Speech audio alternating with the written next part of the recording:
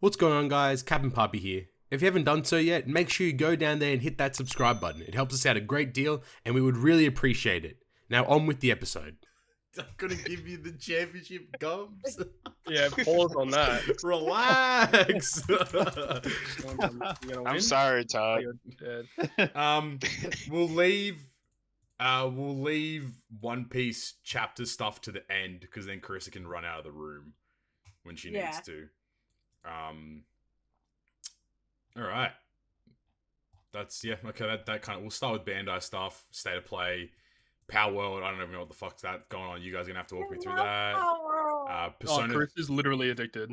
Persona 3 Reload. Flame. That's probably a bit of you. Super Bowl predictions. You guys can have a chat about that. Anime awards will be fun. Bro, did you know that Megan Thee Stallion is one of the fucking hosts for the anime awards? Why? What? Because she likes it or something. Yeah, so do I. I'm not the fucking. I'm not the guy.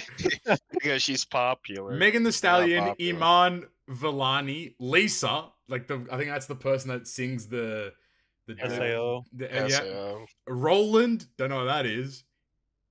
Lona Garcia, no idea. Yaiji, no idea. Chi Lingo, no idea. Aquaria, no idea. Lena Lemon, no idea. Megan Thee Stallion just did a whole bunch of Planet Fitness promotion. And now she's gonna fucking do the anime awards? Look, that's because she's all fit from going to the gym so much. How about she Planet Fit this dick in her ass? What's going on, guys? Welcome back to episode 108 of the Good Great Purpose podcast.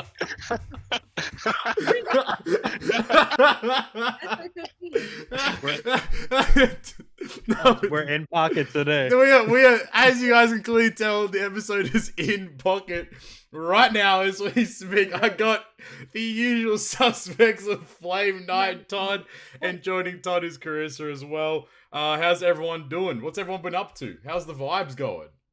Talk to me, Flame. What's been happening? So I think we talked about it last week, but I've been working on my goals that I set up. I've lost 5 pounds. Nice. We going pretty hard at the gym right now. I just cut my hair Pause. as well. No pause. Hey, wow! Resume. He may have said resume. Resume. I cut my hair today. It was pretty long, so we're back to a shorter cut. Short Flame. And playing Persona. Yep, love that. That's it. Persona. That's the life. Fursona. He's a furry now. Yes. Well done. Hey, yo. Congratulations. Knight, what's been happening, man? How you been? Not so much. Just been chilling. Other day I just got into this new manga, Sakamoto Days. It's Sakamoto Days is so good, dude. That shit is so fire. I highly recommend Sakamoto Days to anyone. It's just such a dope shonen manga. It's so good. It's so good. I agree. That shit's flames. Good. Anything else happening? How's work? How's life? Work's been alright. Yeah. Also, sort of like Flame, hitting the gym too, working on the goals and stuff. Love that. I love that. I love the goal setting mentality this year. Very good. Very, very good. And Todd, Karissa, how you guys been? What have you guys been up to? Yeah, we've been well. We there's been components of us being well and some other components of us not being well. Oh no. We'll talk about that when we get to the our little trip that we went on recently to LA, Los Angeles. And it was pretty cool. It was nice. It was the first time that I'd been there. I think it's the first time you'd been there too, right? Yeah, so that was interesting. And yeah, we've been chilling out, playing a bunch of Palworld. Yep. Love that. Yeah, vibing. Loving the married life. Married life. Yeah, happy days. Yeah, same for myself. Not much going on. Kind of vibing. I had to cancel a project that I've been working on for 14 months at work the other day. What? That was really fun. Ooh, damn. Because basically an executive got really upset at me because I disabled a feature that in the architecture document was said to be disabled, and that of which he also signed off on that document. So it's very ironic, or I don't know if that's the right word, but it's really weird that he kind of got upset about it. So I kind of put my foot down and said, okay, I'm canceling everything. See you guys. And they was like, no, I'm like, no. It's, I gotta stay accustomed, so hold that. Hold that, on people. That business. That's what I'm saying. I'm on business, man. You know what I'm saying? So yes, sir. So like they can hold my nuts. That's for all I care. I'll probably get a bunch of emails on Monday, which would be very exciting for me. But otherwise, no, everything's been good. So we're vibing. But without further ado, that was probably the shortest "How you been" section. You know, everyone's just been chilling. Everyone's been, start of the year still, second episode of the year. We've all been cruising around. But something that wasn't as cruisy, Todd. How's the Bandai Card Fest? It was such a shit show. Oh man. no! Talk to me about it. What happened? Oh, it was bad on so many levels. Yep. Literally any level you could think of, it was awful. Like. So the whole thing, the whole reason why we went out there is because of the national championships for the One Piece card game. Yep. Karissa was able to get a ticket. Yep. I wasn't anticipating on being here at the time, so I didn't get a ticket. Yep. So I had a spectator pass, which allowed me into the event. I could do like the side stuff and all that. Yep. But the first day we're there, no problems in terms of getting to the hotel We or met anything. up with Boris. Yeah, we met with Boris. And Venge and and, Tony. We saw Venge and Tony at the event on Saturday. So the Friday we got there, Boris is good friends with Rose, and Rose we know from way back in the day. And Rose lives nearby, so he came over. He picked Karissa, myself, and Boris up, and took us to his favorite Korean barbecue, and we had that for dinner. So that was pretty chill. Nice. It was delicious, by the way. It was pretty cool. It wasn't bad. Loved it. And then no issues really, but then we wake up the next day and I am sick as a dog. I am so sick. In the middle of the night, that's how sick it was not good. I had the runs, I was vomiting. It was just all of it. Oh no. It was bad. So it's weird though, because we all went to the same place to eat. Yeah. And I was same stuff because it was Korean barbecue. Yeah, we all ate the same things, and I was the only one that got sick. So something didn't agree with me, or I made contact with something that had germs or bacteria on it or something that didn't agree with me. But luckily, I wasn't playing in the event because I would not have been able to play. I was dead. So that was a great way to start the event. And then you should tell us about how the event went. So I woke after Todd woke me up in the middle of the night with his whole shenanigans. I walked over to the convention center because I wasn't obviously going to make Todd go with me, so I could get in as a player. Oh yeah, because players had to be there at like 9:00. We had to be there. Yeah, we had to be there by 9:00. We could get in at 8. Yeah. So I got you some medication from CVS, and then I walked myself over around I think I got there at just before or just after 8, and I didn't go with a group, so it was just me walking around this little convention center room. I walked probably 7 laps before I finally found other Cleveland group people. A bunch of people from our local scene actually ended up going. So it was a group of 6 people that we know of that actually went. There was a big group. Yeah, it was just Jason and Ian and his brother and all them. Yeah, it was pretty cool. So we got so at least I was with somebody, so I didn't look like an idiot walking around in circles alone. I felt like an idiot. And there was no way for me to sign up for events. There was no signage for me to say how to sign up for side events on top of the Union Arena, because they had Union Arena stuff going on. Okay. There was nothing. It was supposed to start at 9:00. 9:30 was the first time for round 1. Yeah. Yep. So I'm looking. I'm on their website, by the way. I can see tournament start 9:30 a.m. January 27th. 9:30 rolls around. And there's nothing. Oh, great. Here we go. And we're like, okay. Here we go. It's a group of us, and we could clearly see there's a giant line at one of the booths for not sign-ups, but a registration booth almost. Mm-hmm. And we're like, okay. Those people are all people that had 2-round buys. If you won a regional, in-person, online, and even maybe a Treasure Cup. Maybe, yeah. You got 2 rounds as a free buy. Mm-hmm. So you didn't so if you were a previous champion of these other events before the nationals, you got the first 2 rounds of national championships were free wins. You didn't have to play. Yeah. Oh, okay, right, yeah. Great, right? Mm-hmm. Well, then it rolls over to 10. Mm-hmm. and there's still nothing. And I'm like refreshing the app to make sure that I'm not missing it. Yeah. There's been no announcements about it. So time keeps clicking by and there's nothing. No posts about anything. There's just nothing is happening. So 10:30 rolls around, and then 11, and then 11:30. So we're now 2 hours behind schedule. And I finally hear that, hey, by the way, this line, those are all the people with 2-round buys that never registered. That they have to manually put in with their 2 wins to take them out of the rounds. Bruh. So we're not going to start until that line's gone. These people that had 2-round buys were being registered into the event and basically were like, oh, you're matched up for round 1 when they didn't have to play. So exactly. There was a big mess. It was organized terribly at the start, and yet you didn't start till like midday. It was round 1. 30 that round. So 3 hours after the initial start time, round 1 finally starts. And even at that, they still matched people up with round 1 and 2 buys with active players. So yeah, they don't know. They don't know what they're doing. My Total God. disaster. So then we play 1 and 2 rounds. We come back we go to lunch after round 2. Mhm. I come back. I'm like 10 minutes late for round 3. I sit down at my table and the guy goes, "Don't worry about being late. They're repairing because they messed it up. They messed up the pairing, so they delayed that round by 15 minutes. There were 2 additional rounds after that were also delayed by 10 to 15 minutes. The end of the match, like the last match that I played in was round 10, and that was at 10:30 LA time, which is normally my 1:30 a.m. So I'm dead. My brain dead. I can't function.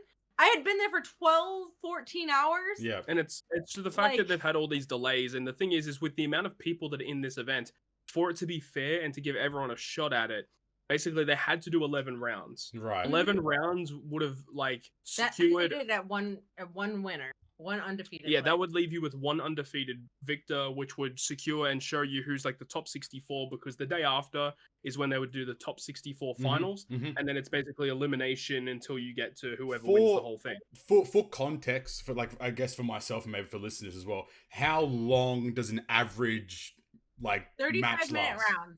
So is that is it like a best of 1? Is it a best of 3? Is it like best of 1? So best of 1 in 35 minutes. Round. You get 5 minutes of overtime. Sure. At overtime, you have 1 minute, no more than 1 minute to report your round winning. Yeah. Okay. Interesting. So they're starting very late. You're averaging 30 minutes. You're playing 11 rounds. It's like 330 minutes. It's like 6.5 really hours. They did say 11 rounds at the start of the day, and then because of how delayed they were, they had to cut it to 10 rounds. Right. And the issue with that is that some people only needed 1 more win to secure themselves in top 64. Yeah, okay. So a lot of people got cut from top 64 because they had to cut a round. So damn. Orange Samurai, who posts all of the One Piece TCG top decks. He was one of those players that if he had that 11th round, he may have made it into the top cut for top 64 for the second day. Interesting. But then they didn't even announce that they were cutting it around. Yeah. I stayed till round 10. I was halfway through round 10, and I was like, nah. It's 10:30. Todd is sick as a dog. I haven't eaten for 8.5, 9 hours. I can't afford to have Todd get me food. Yeah. So I left and I ordered food, which by the way, LA prices suck for DoorDash. I spent $40 on 1 piece of chicken and Alfredo pasta. It was so awful. Yeah, LA is expensive. So awful. LA is so expensive. But as I came back in from picking up my DoorDash, they had other players were coming back to the hotel, and that's how I found out that they had cut it around. I didn't even know that they had cut it around until they told me. Apparently, they decided to make it 10 rounds instead of 11 after the start of the 10th round, which is ridiculous. Damn. And it was only the One Piece event at the convention that had these issues, because this Bandai Card Fest had the Dragon Ball card game, Digimon card game, Battle Spirits. Yeah, Battle Spirits was the other one. They were all running their national championships at this one event. Yeah. And the One Piece had the biggest representation and also the most errors. So yeah, it was a mess. I saw a tweet, cause I'm just going through I just want to shout out Venge and Tony as well. They were there. Yeah. Boris, obviously. I saw a tweet that was saying it was meant to be an invite-only tournament, and then they ended up opening it to the public. Is that correct? It initially was going to be invite only, so those people that got the 2-round buys, they would have been the invitees. And then they ended up opening up public. I don't know what the reason for that was. Right. I like that it was public because it didn't cost me anything to actually. Yeah, the event is free. So. Okay. That's and interesting. And the pricing was decent. Like my participation pricing was really good, even though I failed miserably at playing.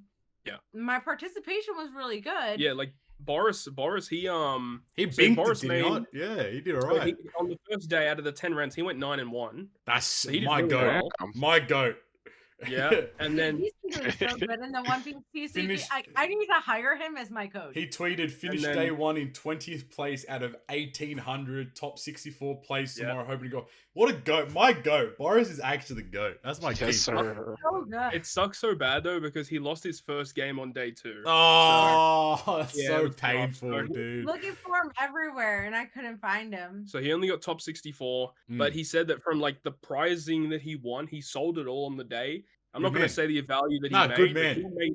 He made back a lot of money. As you should though, right? Because like, my friend, like he's very into it, and he always tells me like a lot of Southeast Asian people they'll just go tournament to tournament. They'll just win because they have the background of like Yu-Gi-Oh and all that kind of stuff as well. They'll just go win all these tournaments and then just sell the cards off to the next one. Win, sell off, and hell yeah, dude! Like if you can do that, like that's awesome. More power to you. Yeah. Shout out to the Dragon Ball side, because so like at the same time as Bandai Card Fest, they had their Dragon Ball Battle Hour. Yeah. Which the Dragon Ball side was so well put together. Yeah. We went there the second day and we watched like the Dragon Ball Legends. They had a Dragon Ball Fighters tournament. That was really exciting. Yeah, the new fusion decks that came out. Yeah. So I guess I know it's a hard question naturally, but like if you were to like, how could this event have run better or more? The software that they're using. They use this software for the whole tournament. It's called like Best Coast Pairings, which didn't even load. By the way, I had to have other people look me up in the pairings list because it wouldn't load. There was too many people. And you weren't the only person that had that issue. And I wasn't the only person that had. Okay. Like I had to ask random strangers, like, "Hey, can you? Here's my full name. Like, please don't creep." At least in North America, like, there's this Best Coast Pairings app that people use for tournaments, but also there's the RK9. There's another tournament organizer application, and everyone says RK9 literally has no problems, and they should have used that, but they opted for Best Coast Pairings. I don't know.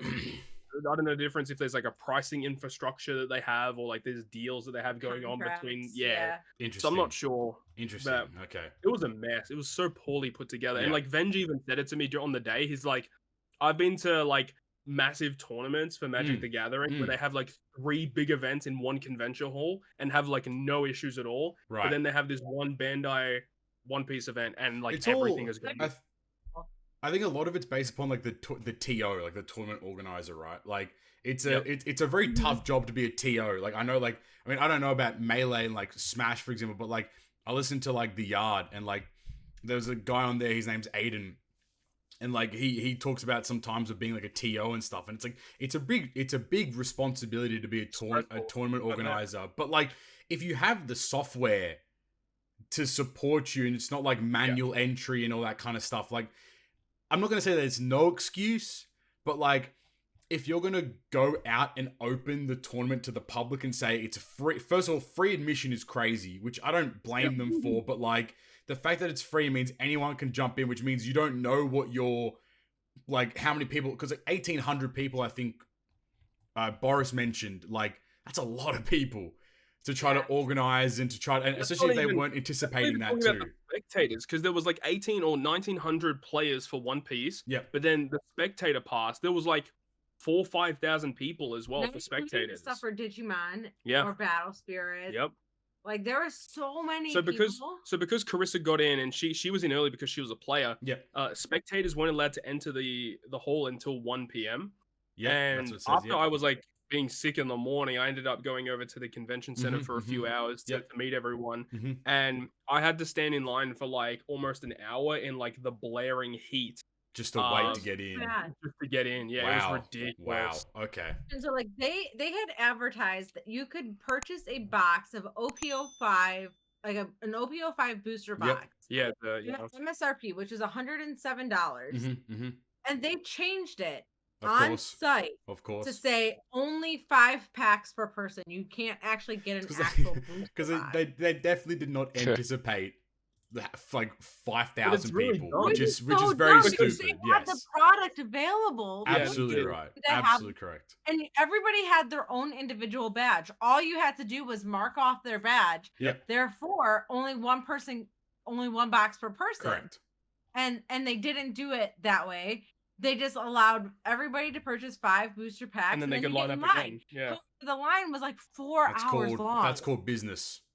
That's called not even making money. It was also the side events too. Like we had Matt and what's her name? Matt and who? Matt and Susan. Matt and Susan, who are locals around here. None of them got a chance to play. They're not players. They only had the spectator pass. Sure. And they wanted to come over and interact with everyone, play the side events. They literally came just for side events, and they weren't able to sign up at all because they were spectators. They came in late, and a lot of the side events were actually filled up by like actual players. Damn. Because I did not see any signage. There was no explanation about how to sign up for a side event. So I don't know how people even figured out how to do it. And another thing is the fact that they didn't have a timer to show how much time was left in the round. Don't even get me. I lost the round because their timers, they specifically said anybody with the phone on the table with a timer will be disqualified. You are not allowed to have your phone on the table. If a judge sees it, they can disqualify you. Fuck you meant to time We have timers on the walls to the side of you that will display how much time is left. Well, guess what? I go into overtime. Those timers don't work. I cannot get a judge to come over for the life of me. We send some random guy over to grab a judge to figure out how much time is left in overtime. I lost my round because I had the card in my hand and I was getting ready to play it down, and because it was not set down on the table at the time that the overtime expired, it did not allow me to play it. Therefore, I could not even out our life, which would have then resulted in me winning the round. It's just because there was no way for me to figure out how much time was left because there's no timers that can be viewed. Like, how hard is it to have a projector and a screen that has a timer on it? Yeah,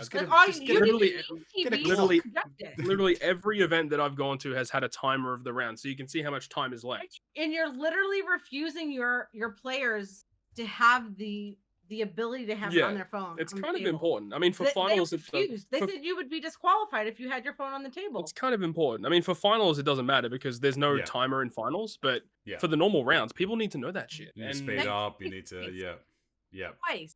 The first time I lost. The second time I also lost, but I lost because I wasted the whole 5 minutes of overtime on my turn because I knew if I had passed it to my opponent, they would have killed me. So I just sat there pretending to care. You're really not allowed to do that. I know you're not, but I just sat there pretending to like contemplate what I was doing in order to I had the same exact play in hand, the same exact card from this first tournament, from the first round that I had lost it in overtime. I played my 7-drop Big Mom. And then after about 10 seconds, the judge was like, hey, by the way, time's up. Okay. It goes down to, you have equal life. It goes down to cards and deck. And I lost to cards and deck, which is fine. I'm not upset about that. I was upset the first time because I would have won to cards and deck. I was very salty. Yeah, you didn't want to talk about it. I was literally, guys, I was in tears walking to the match after that because I was so frustrated about how I lost that I could not fathom. I was so angry.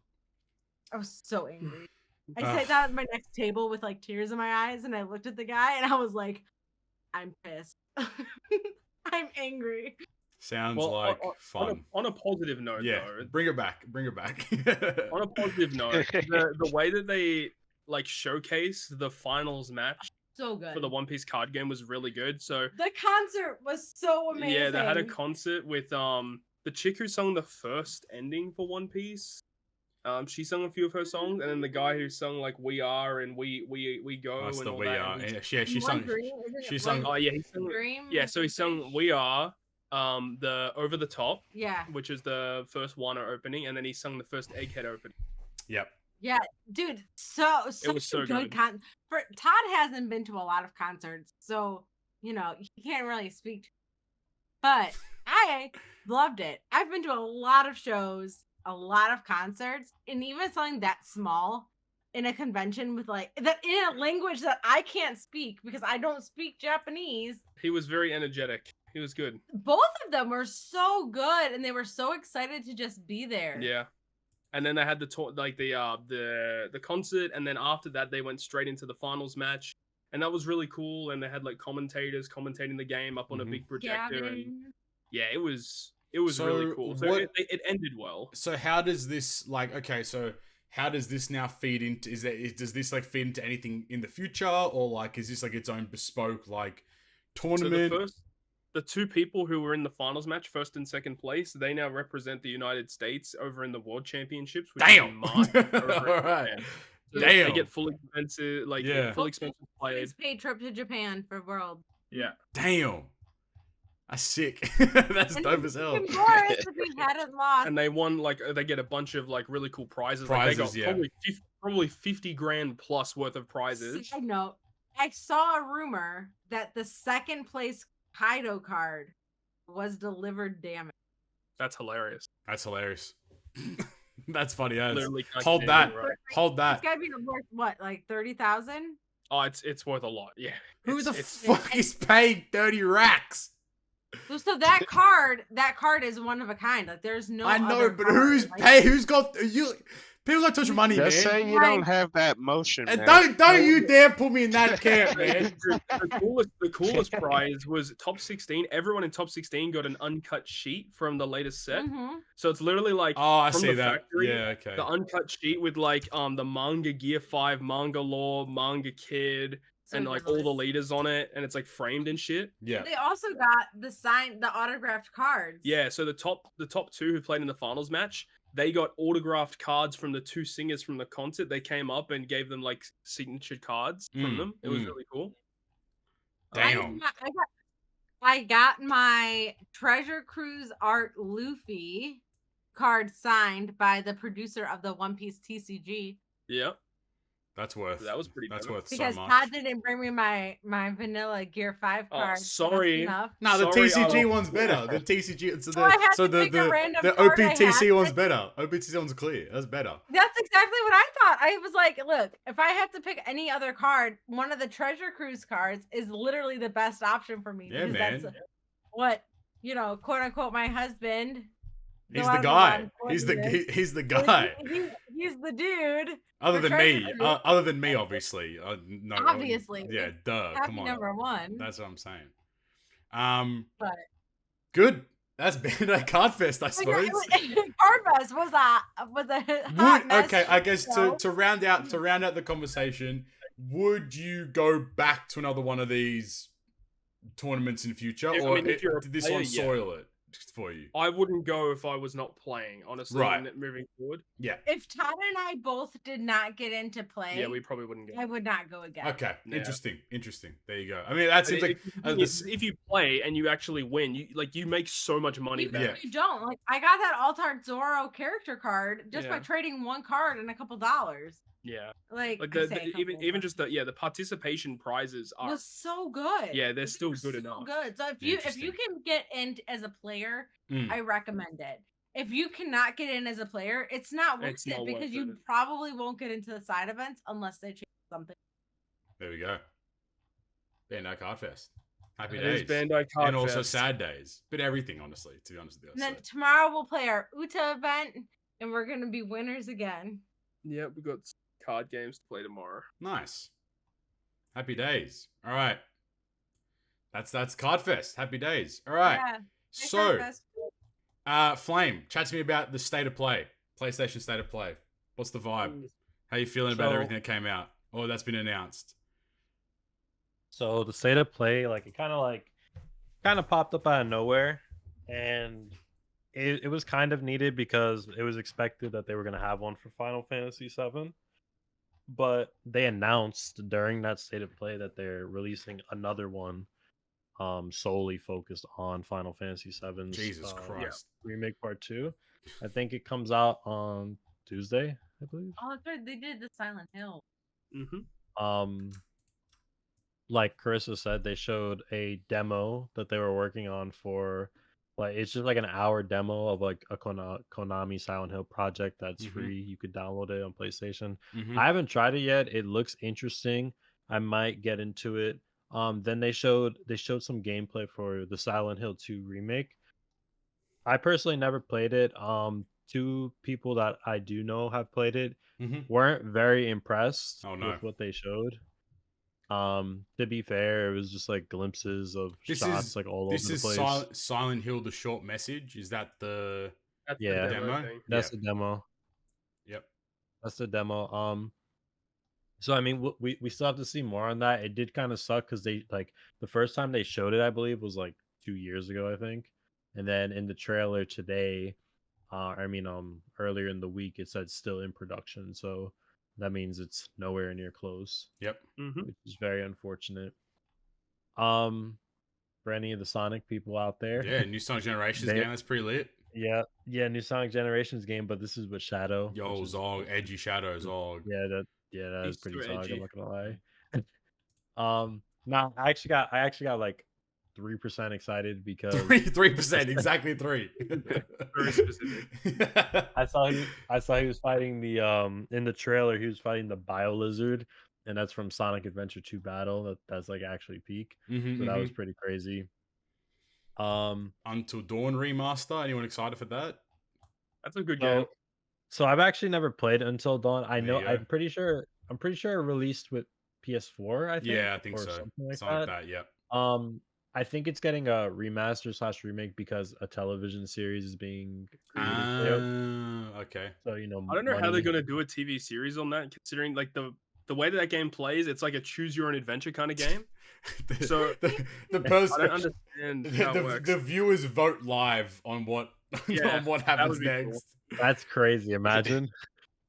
Freaking run a poll in chat. Yeah, do it live stream it. Yeah, there you go. Rise of the Ronin. What's that? So Rise of the Ronin is Neo team made this. Interesting. Yeah, Team Ninja game. Ninja game. It's a like a Sekiro kind of game. Yeah, to be honest, like there's portions of it that look pretty good, but then there's portions that look like straight up like it's just Sekiro or Ghost of Tsushima. Nice, love that. I believe it comes out next month, but to be honest, there's too much stuff coming out, so that for me personally, I'm skipping that. Yep. The big one for me, I was very excited. Stellar Blade. Dude, that game looks crazy. That game looks crazy. It's made by the same people that made that Destiny Child mobile game that I played back in the day. Oh, what Destiny the fuck? Child? I'm in. It's called Destiny it's made by Shift Up, and that's the studio that also makes Nikke. That's the studio that makes Nikke as well. I'm in. Lock me in, buddy. So they love their boomer. Yeah. I'm in. I'm buying a PlayStation 5. If you actually watch the trailer, the jiggle physics in that game are unparalleled. The future of technology is now. So, besides the constant POV of her back, gameplay actually looks pretty interesting. They show basically like a full like story-ish trailer. They revealed like a lot of characters, concepts. Yep. Something I really liked about the game is they showed like a lot of different outfit changing and costume, which you like go with that? what we were just saying, of course. Yep. They also finally announced a release date, which is really nice. It comes out, I believe, April 26th. April 26th. Yep, that's right. Yeah, so that's pretty good for PlayStation because they have Persona this month, Final Fantasy next month, and then Stellar Blade in April. But yeah, that was a very exciting game that they showed. They also showed Death Stranding 2. I was gonna say that's probably the big one that's probably the big one here. Sir. Death Stranding 2 on the beach. What a name! I've never played the first one. I'm planning on it, but the second one looked really good. Like what they showcased of it, it looked very interesting. The face scans that they have for the actors are really good in the game. Oh yeah, that was insane. Like it literally looks like the actual fucking people acting it out. Like it's ridiculous. Yeah, and Kojima yeah, if you also... haven't given Death Stranding a shot, it's not for everyone. That's for sure. It's a very slow burn, slow game. So if you got the time to invest in it, it's a lot of fun. I agree. Yeah, and Kojima also announced he's in the works for another game that he's making with Sony. He didn't really give much on it, but he just announced it. Hideo Kojima's new action espionage game, Seisent. But it sounds like it sounds espionage. It sounds the first like thing that comes to mind is Metal Gear Solid. That's literally what I was thinking as well. I was like, he's basically remaking Metal Gear Solid, but under his own company. He said, "Fuck you!" What a goat! What a goat! Interesting. So, that's about it. I'm pretty sure. It wasn't the best state of play ever, but it was alright. I mean, from what Flame was saying, it was kind of just sprung upon, right? Like it wasn't kind of like a. Well, people weren't really anticipating it, right? Well, most of the time, what they do with state of plays, which people always like over proportion because they expect way too much. A lot of the state of plays, they just show stuff that's coming out within like the next couple of months. So like all those games that they showed are coming out between like March and May. Basically. That's good. Well, except for Death Stranding, I don't think that's coming out soon, right? Yeah, except for that. That was the show ender. Yeah. Went for ages too. They showed like half the show was almost Death Stranding, I think. It went for ages. Yeah, it actually went past because the show was supposed to be like 40 minutes. It actually went past it because the Death Stranding segment was so long. And then they also had the Final Fantasy announcement at the ending. Debating if I want to watch that because I am spoiler free. I was gonna say, surely that's going to be some sort of spoilers there to some degree. Oh, of course. I'm expecting them to announce a demo, which I don't even know if I want to play because the game comes out in like 4 weeks. So I don't even think it's worth playing, to be honest. But yeah, that show is in a couple of days, so it's gonna be pretty exciting. Yeah. There you go. Happy days. State of play. Something that's been in a very constant state of play is the new Palworld. Who wants to take the reins? Palworld. Who wants to take the reins on Palworld conversation? Karissa and I have been playing the shit out of Palworld. Talk to me about Palworld. What the hell is Palworld? What is everyone so hyped about? Why have they copied Pokemon? You know, what's going on? Well, it's not. You said like, what's everyone so hyped about? It's like people are hyped about it, but also people are hating on it. It's a very mixed. It's a very mixed bag of like your copycat, but also it's the best game ever made. I remember when they first revealed the trailer for it, and everyone's like, "Well, what the hell is this shit? This looks really dumb." Yeah. And then like the thing is there's not a lot of games out right now, so people are just like, "All right, well, let's try out this this Pokemon clone, quote unquote." Yeah. And like it ends up being a lot of fun, and then people kind of realize like, "Hey, holy shit." If these random developers, and the backstory on this game is hilarious, by the way. If you haven't like heard the memes in terms of like how this game even came together, it's ridiculous. But the fact that this small team with a very minimal budget can produce a game like this, and it's really fun for hours on end, and then you got Pokemon comes out, multi-million-dollar projects, and they come out and they're kind of dog shit. It's kind of ridiculous, and a lot of people were saying, what Pokemon need to step up their game. Wasn't Palworld like I don't know if it's right or not, but I remember reading somewhere like they'd save code or some shit on USBs, and then something like that. Something like that. That's crazy, by the way. Like, we have computers that have hard drives. Motherfuckers like transferring code on USBs, bro. That's fucking nuts. They buy like a bucket of USBs like once a week or something, and like just save it on random USBs. Use GitHub, man. Like, I know, it's right there. That just shows like how experienced this team was, or how inexperienced. Yeah, exactly. Which is fair. Which was is in developing this project. That's dope as fuck. Like, why not? And that's the thing about it as well, is this game has been like wildly successful. Like, I think it's literally been the #1 most consecutive like played game on Steam at one point. It was. Yeah, I think it broke records for sure. I really want this team to, get this cash reinvested into this game, because if they keep working on it, this game can be legit one of the best games ever made. And I really hope it's not going to be one of those situations where, they make a crap load of money and then they just take the bag and dip, and then that's just kind of it. if this team sticks with it, hire more people, develop this game even further, this can legit be one of the greatest games ever made. There you go. So it's crazy to even say that. Talk to me about like gameplay, because like it's so confusing when I'm watching a trailer now. Someone's got a gun.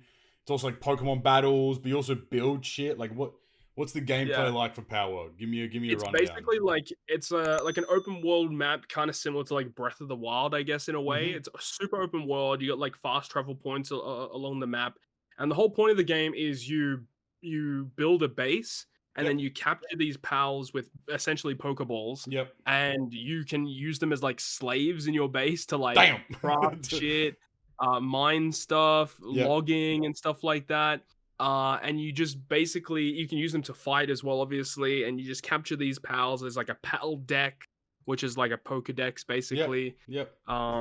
So just think of it as like, it's like a cross between Pokemon, but there's no like story to the game. It's just like a survival game. So it's like like Pokemon in the aspects of the monsters, and you capture them. There's like that. Then you got like Minecraft because of the crafting aspect, and there's also like and then there's like the aspects of survival games like Ark Evolved is kind of like the big one a lot of people compare it to, where you have these dinosaurs and then you use them as like slaves. It's kind of similar to that, but it's basically what they are. So, is the world? I posted some controversy. I was gonna say, because I did see Nintendo did make a comment about it, which is very rare for Nintendo to ever do in the first place, right? But like, is the world like a randomly generated, or because you're saying like there's like, so it's the same world for everyone, because you're saying like there was like checkpoints and waypoints and it's the same world for everyone. There are like stuff on the map that will like generate at certain times. So like, there's like little dungeons you can go in at certain points. So what's the gameplay loop? Because obviously you say like naturally there is like these pals you capture. You do. Is there like dungeon? Is like dungeons? Is there like bosses that you're meant to go verse? Is there like an end, quote unquote, like ending to the game type beat? There's like pals that are kind of classified as like legendary. They have like legendary tags, and they're really difficult raids. Actually, just before the podcast, Karissa and I actually caught a bunch of them. They're really difficult fights. You need you need high level gear. You need high level pals in order to capture them. And so there's those bosses around the map that you can kill. There's dungeons you can enter, and you get like these schematics sometimes, which are the only ways to get like upgraded versions of your gear. So as you play through the game, you unlock the ability to craft assault rifles, handguns, what else? Certain pieces of armor. But by completing certain dungeons or opening certain chests, you can actually find schematics to get upgraded versions of these weapons or armor, and that gives you more damage or more defense. So that's kind of a thing as well. You kind of like playing these dungeons, finding chests to get better gear. Right. And that enables you to then fight high level pals. They have released on their social media that they are planning to work more on the game with PvP updates in the future, which will be interesting to see how that gets implemented. More end game stuff to do. Because you get to a point where after you capture like the hardest pals to catch in the game, and you have like everything unlocked and you've kind of crafted everything, like that's just kind of it. There's nothing really more to do. Right. I mean, aside from maybe like you can breed them to get like certain traits on your pals to make them IV, like type beat. I know, yeah. Interesting. Okay, well, I mean, to be fair, the game's still like in its infancy, so you can't really anticipate it. It's early access. It's still in early access. It's like sort of version 0.1.1.3 or whatever it is. Like, so it's still very early on in the run. But that's actually just the USB number.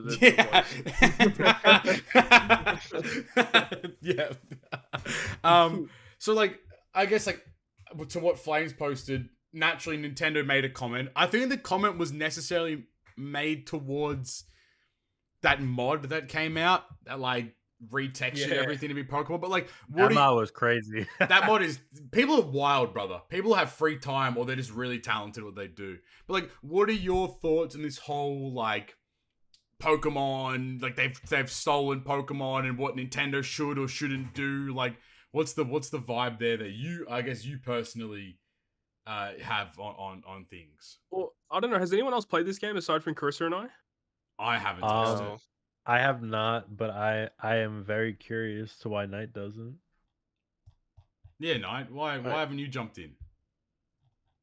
I don't know why everyone keeps telling me that. You're the Pokemon guy, man. Yeah, you're the Pokemon guy. But that's like, it's like way different. That's like saying like, oh, here we go. Can't wait for this analogy. It's like with From Software games, like, oh, I don't play other Souls, like, so why don't you play them? Because you play From Software games. Have you played Lies of P? No. Okay, he's consistent at least. That's all that matters. Yeah.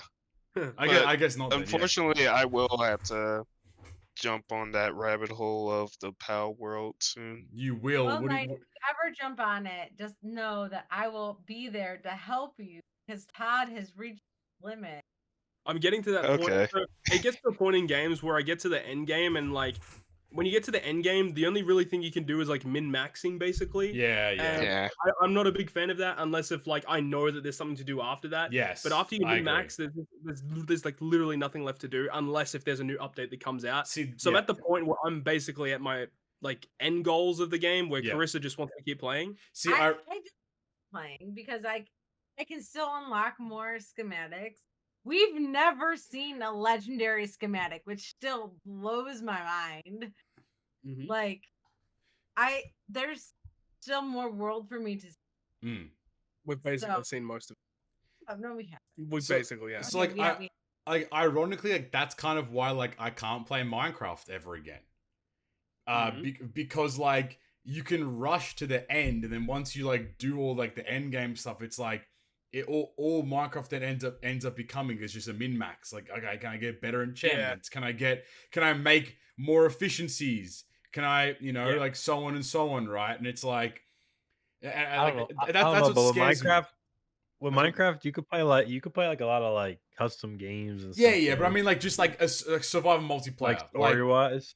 Like if you're just playing survival multiplayer with like that meme where it's like, and my friends and I are very much that meme where it's like every year there's like a 2-week stint of like, all right, boys, get on the server, let's grind it out, and then you have like like instead of us being like, oh, let's set a goal, like let's try to do this, or it's just like, nah, you just play it, you kill the Ender Dragon, everyone like logs off. It's like, all right, and like, that's kind of like why I can't play a lot of these. Like I'm not interested in Palworld, even though my friends are like, oh, we should get it, we should do so on and so on. It's like, I don't want to get it because it's the same center of like, I'm going to want to min-max it. I'm going to get so in deep.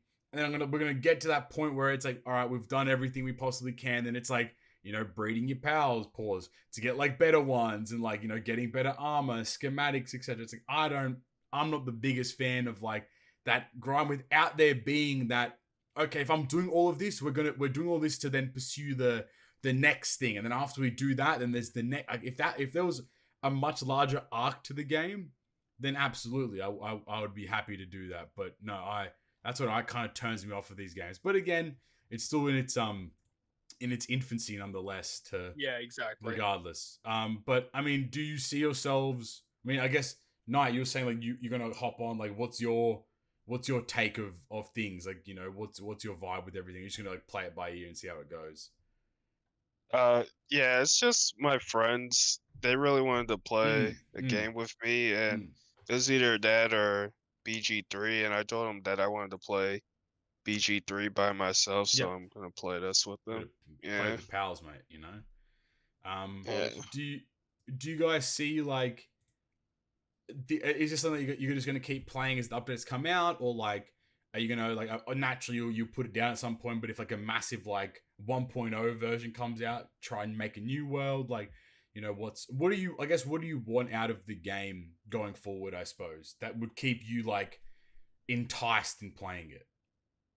I would like I don't know, like if they made like more interesting elements, like side quests, more exploration stuff. Dungeons like that thing really gets me, because after I explore most of the map, like that's like where I get to the boring part. Like I love looking around the map, seeing like what there is to see, finding hidden stuff, seeing new pals, new mons, new creatures. I mean, that's why we didn't play Diablo 4 anymore. It was because we had unlocked story mode, we unlocked the full map. Like, and then it was just grinding to 100. That was basically it. And we did. We grinded to 100, Yeah, we did it. and we were done because there's not much to do beyond that. Correct.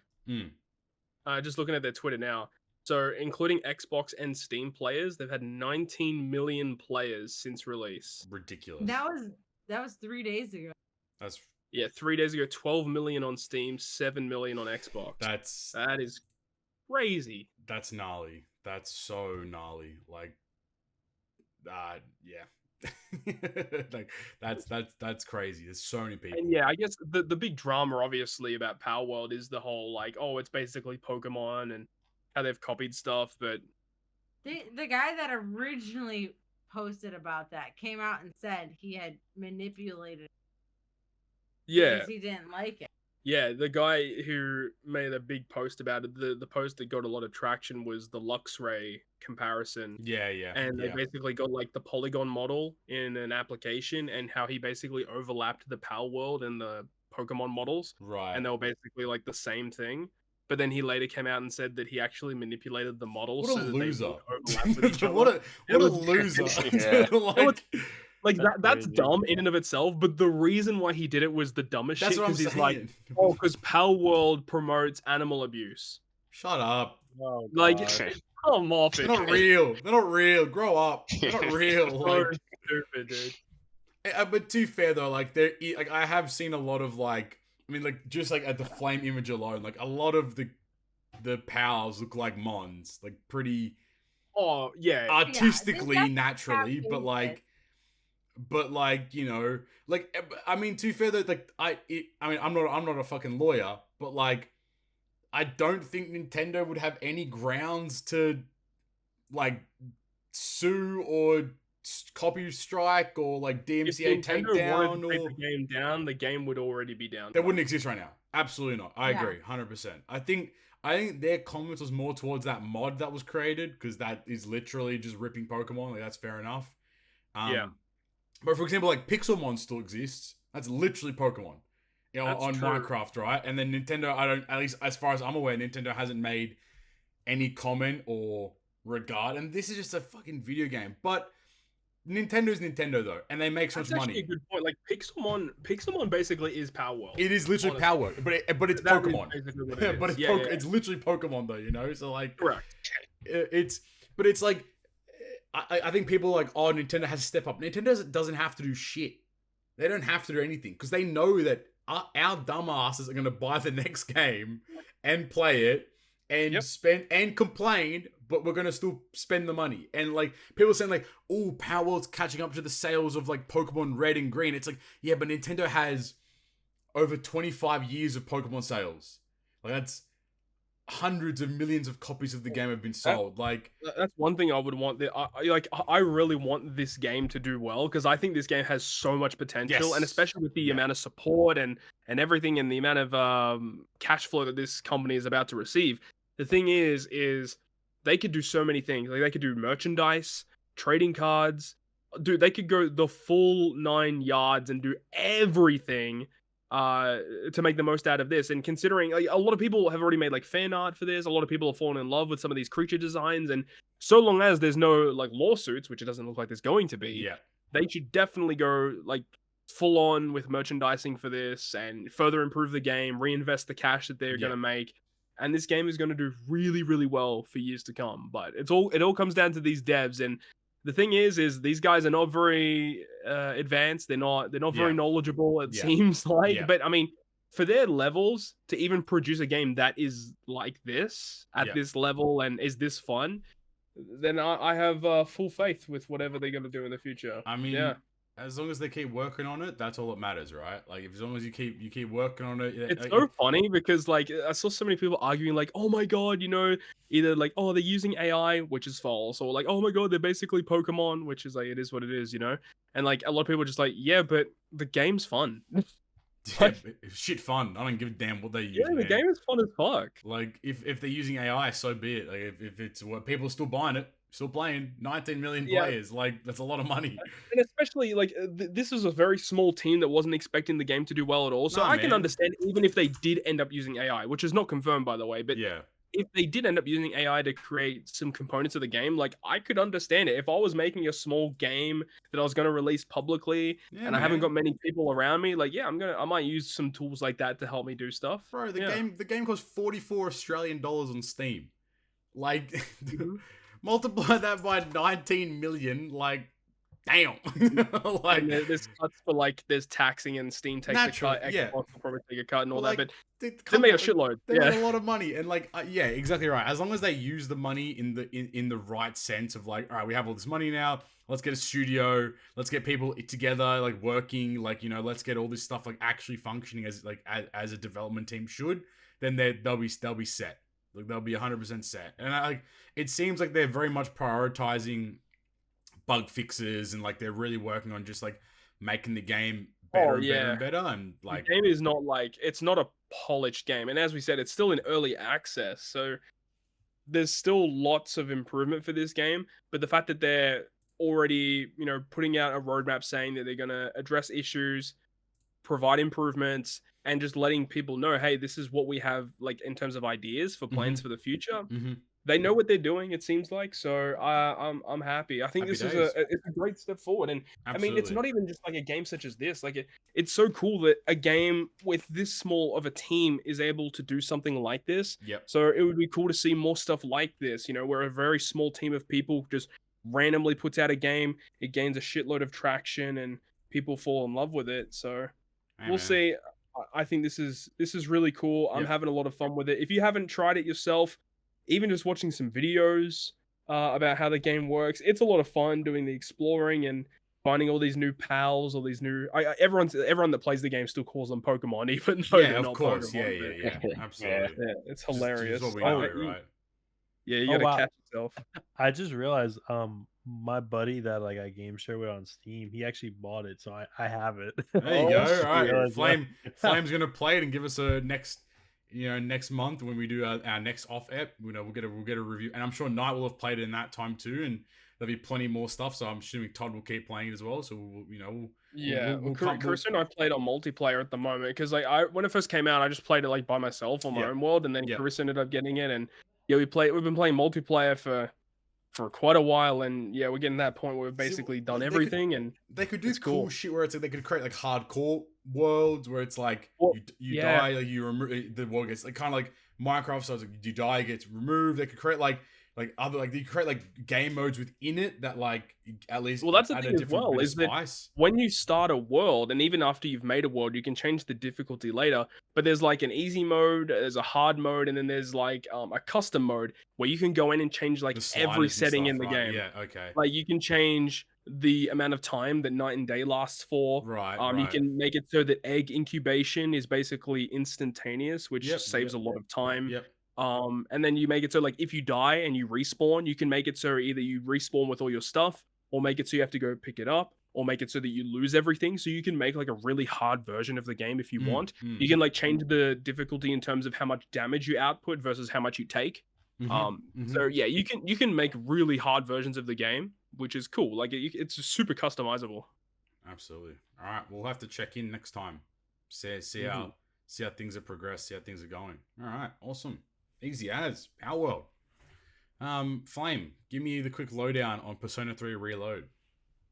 Yes. So Persona 3 Reload just came out yesterday, so I don't have too much info, but something pretty cool that I got to do was I bought so the game, if you want like the max edition with like all the DLC and whatever, it's $100. Damn. Kind of crazy.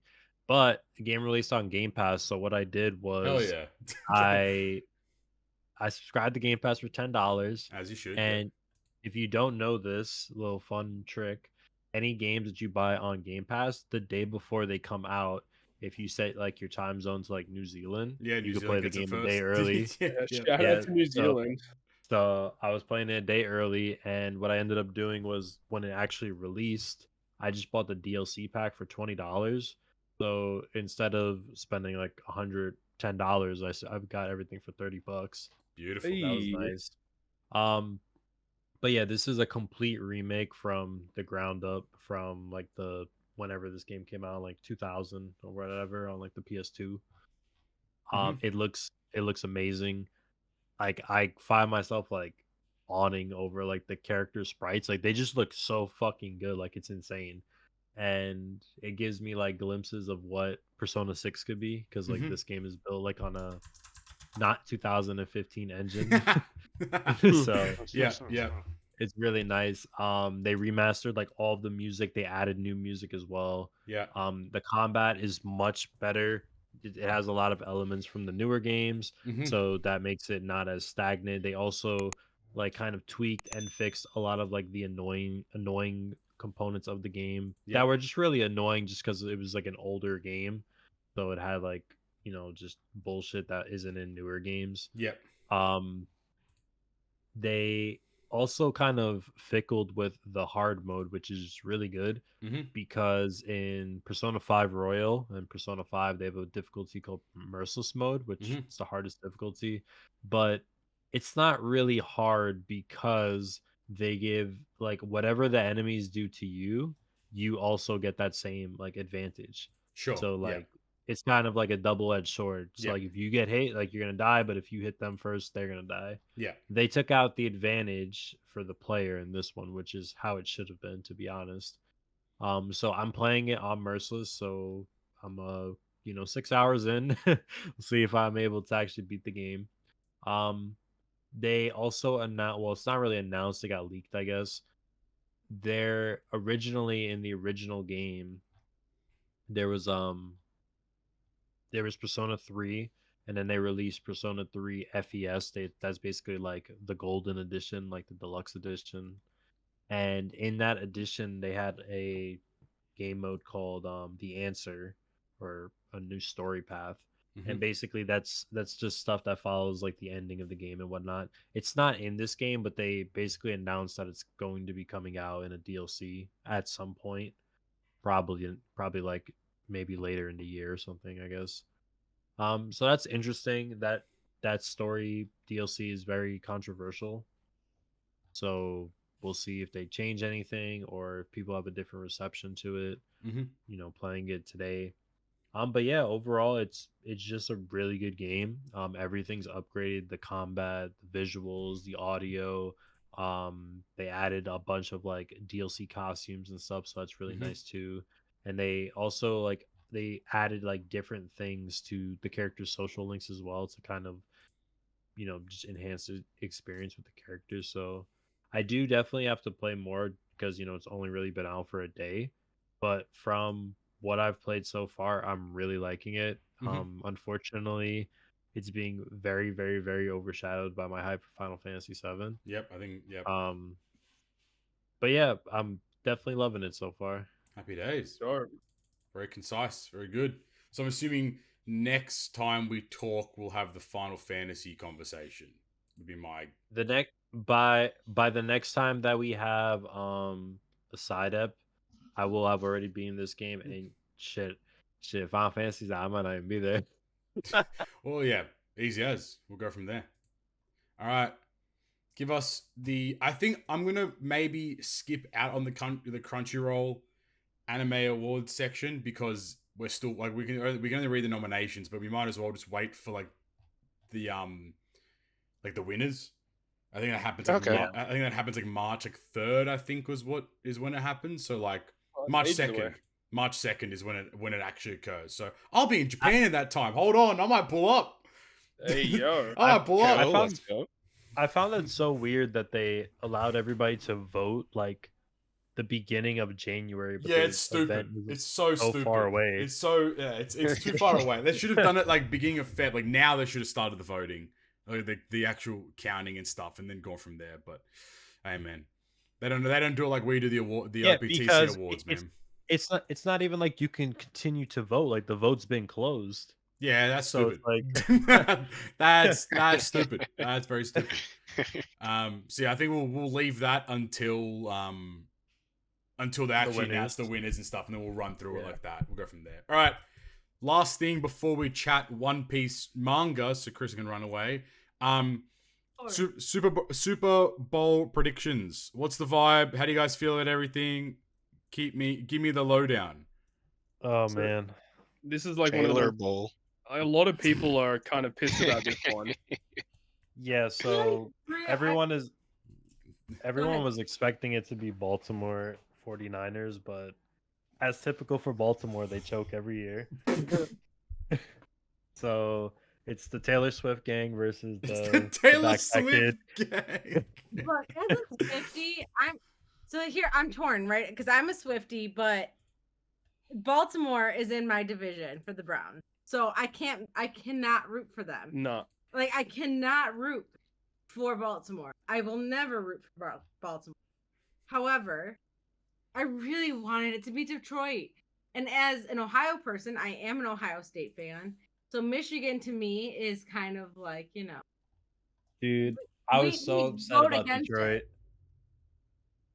They definitely should have won that game. They should have. I wanted Detroit to win because the both playoff games last week were while we're at the LA convention. Yeah, and we're trying to keep tabs on the game on that Sunday, and yeah, it was so sad because I watched the first half. I'm like, holy shit, the Lions are smashing them, and then we're busy, and then I checked the score later, and they fucking lost. I'm like, what the hell? How did this happen?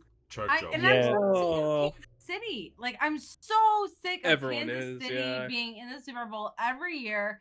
I'm over it. I don't care. I love Taylor Swift. Don't get me wrong, but I don't watch the Super Bowl for her unless she's the halftime show. And I'm done with them. I really want it to be something different, and I was really hoping for Detroit. Detroit is very similar to Cleveland in the fact that I don't know if they've ever won a Super Bowl, and if they have, they haven't won a Super Bowl. 60-some years since they have. They haven't, and that's why I really want it. I think they said there's only 4 teams that hadn't won it, right? It's Cleveland, Detroit, and I don't care about the other two. It's Cleveland, Detroit, Houston, and I think the Bills. Well, right? Houston is 5 years old. Who cares about Houston? No offense to. Yeah, and the Bills. But I was really hoping for Detroit.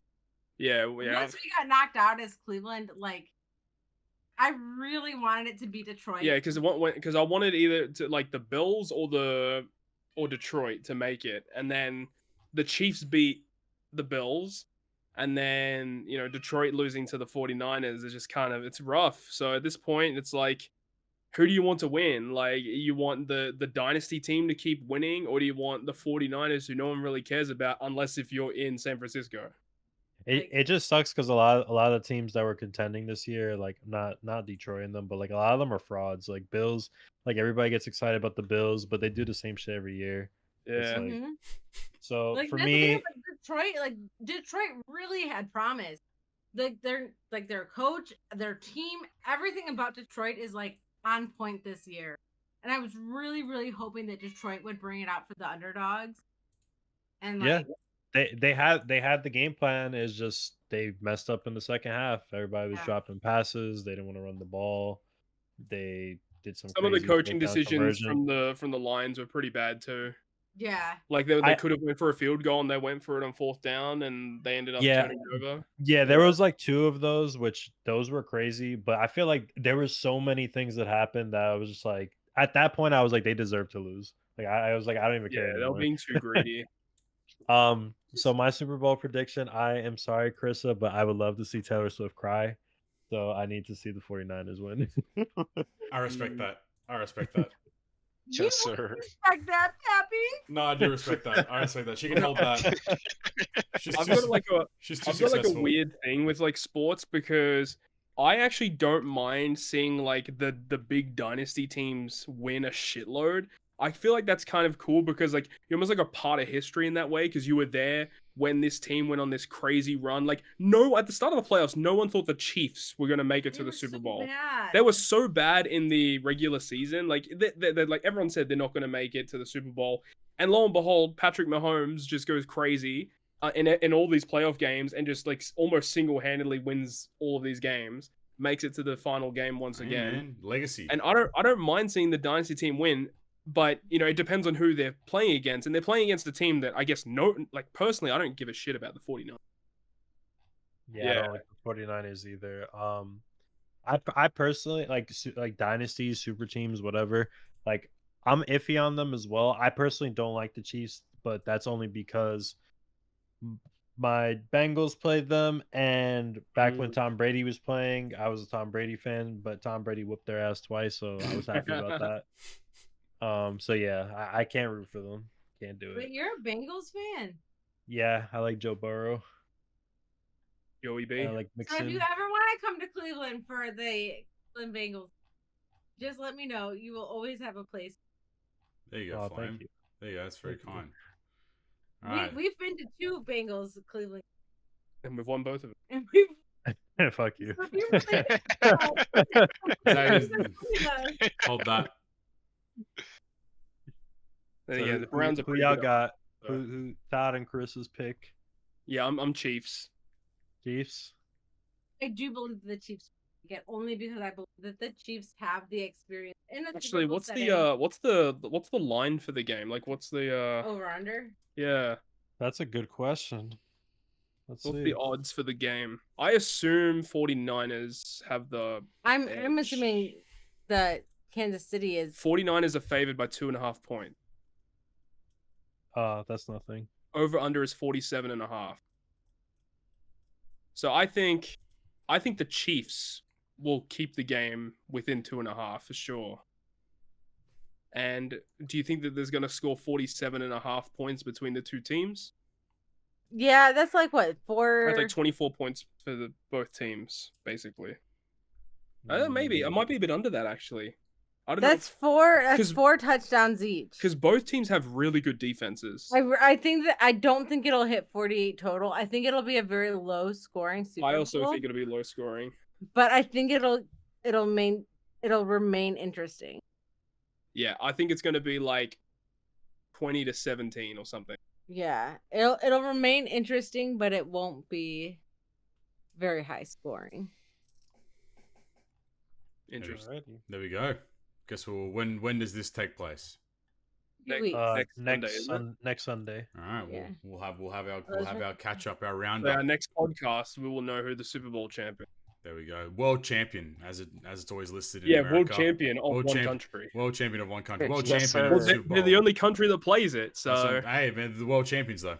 World champions of one. Yeah, you know what I'm saying. The real football, Poppy. Hey, don't you get me started, man. That's crazy. That's Yes, an outlandish comment, mate. That's an outlandish comment. An AFL team? No, fuck no. I don't give a shit about AFL. Sorry, Todd. Okay.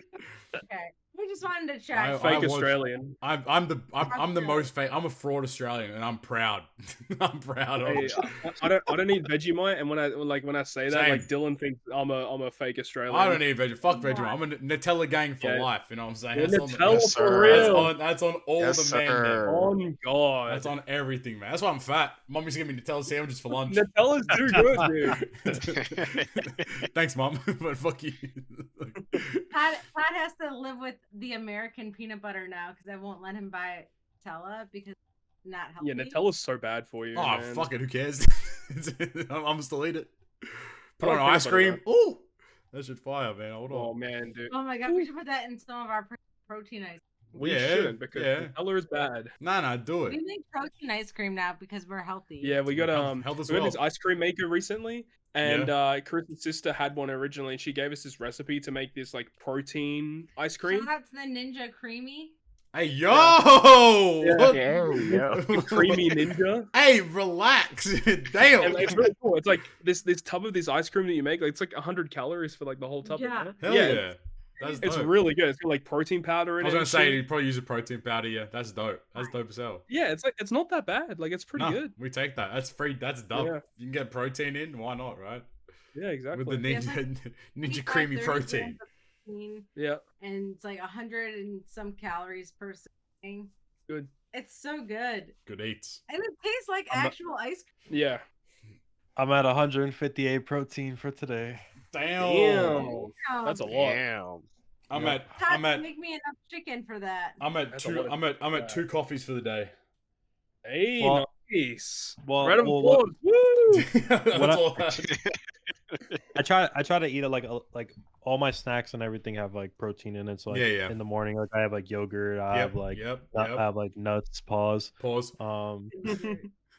We Like- bought Go-Gurt, cotton candy flavored Go-Gurt. Go-Gurt's up Yes, the wall. sir. Yogurt? SpongeBob and Patrick. You can't, no, Chris, you can't sit there and tell me we're not eating Nutella because unhealthy, and then you're gonna fucking tell me you're eating Candy Floss favorite We went Go-Gurt. shopping today, and like I saw Go-Gurts. I'm like, oh my god, I haven't had a Go-Gurt since I was a child. High school, yeah. Dude, Go-Gurts are the bomb. And then Chris was like, oh, we should get like the cotton candy flavored one with SpongeBob on it. Like, okay, I guess. Oh my god. Alright. Karissa, I'm leaving. you may exit stage left. Thank you for joining us today. Let's chat One Piece. Egghead has started in the anime.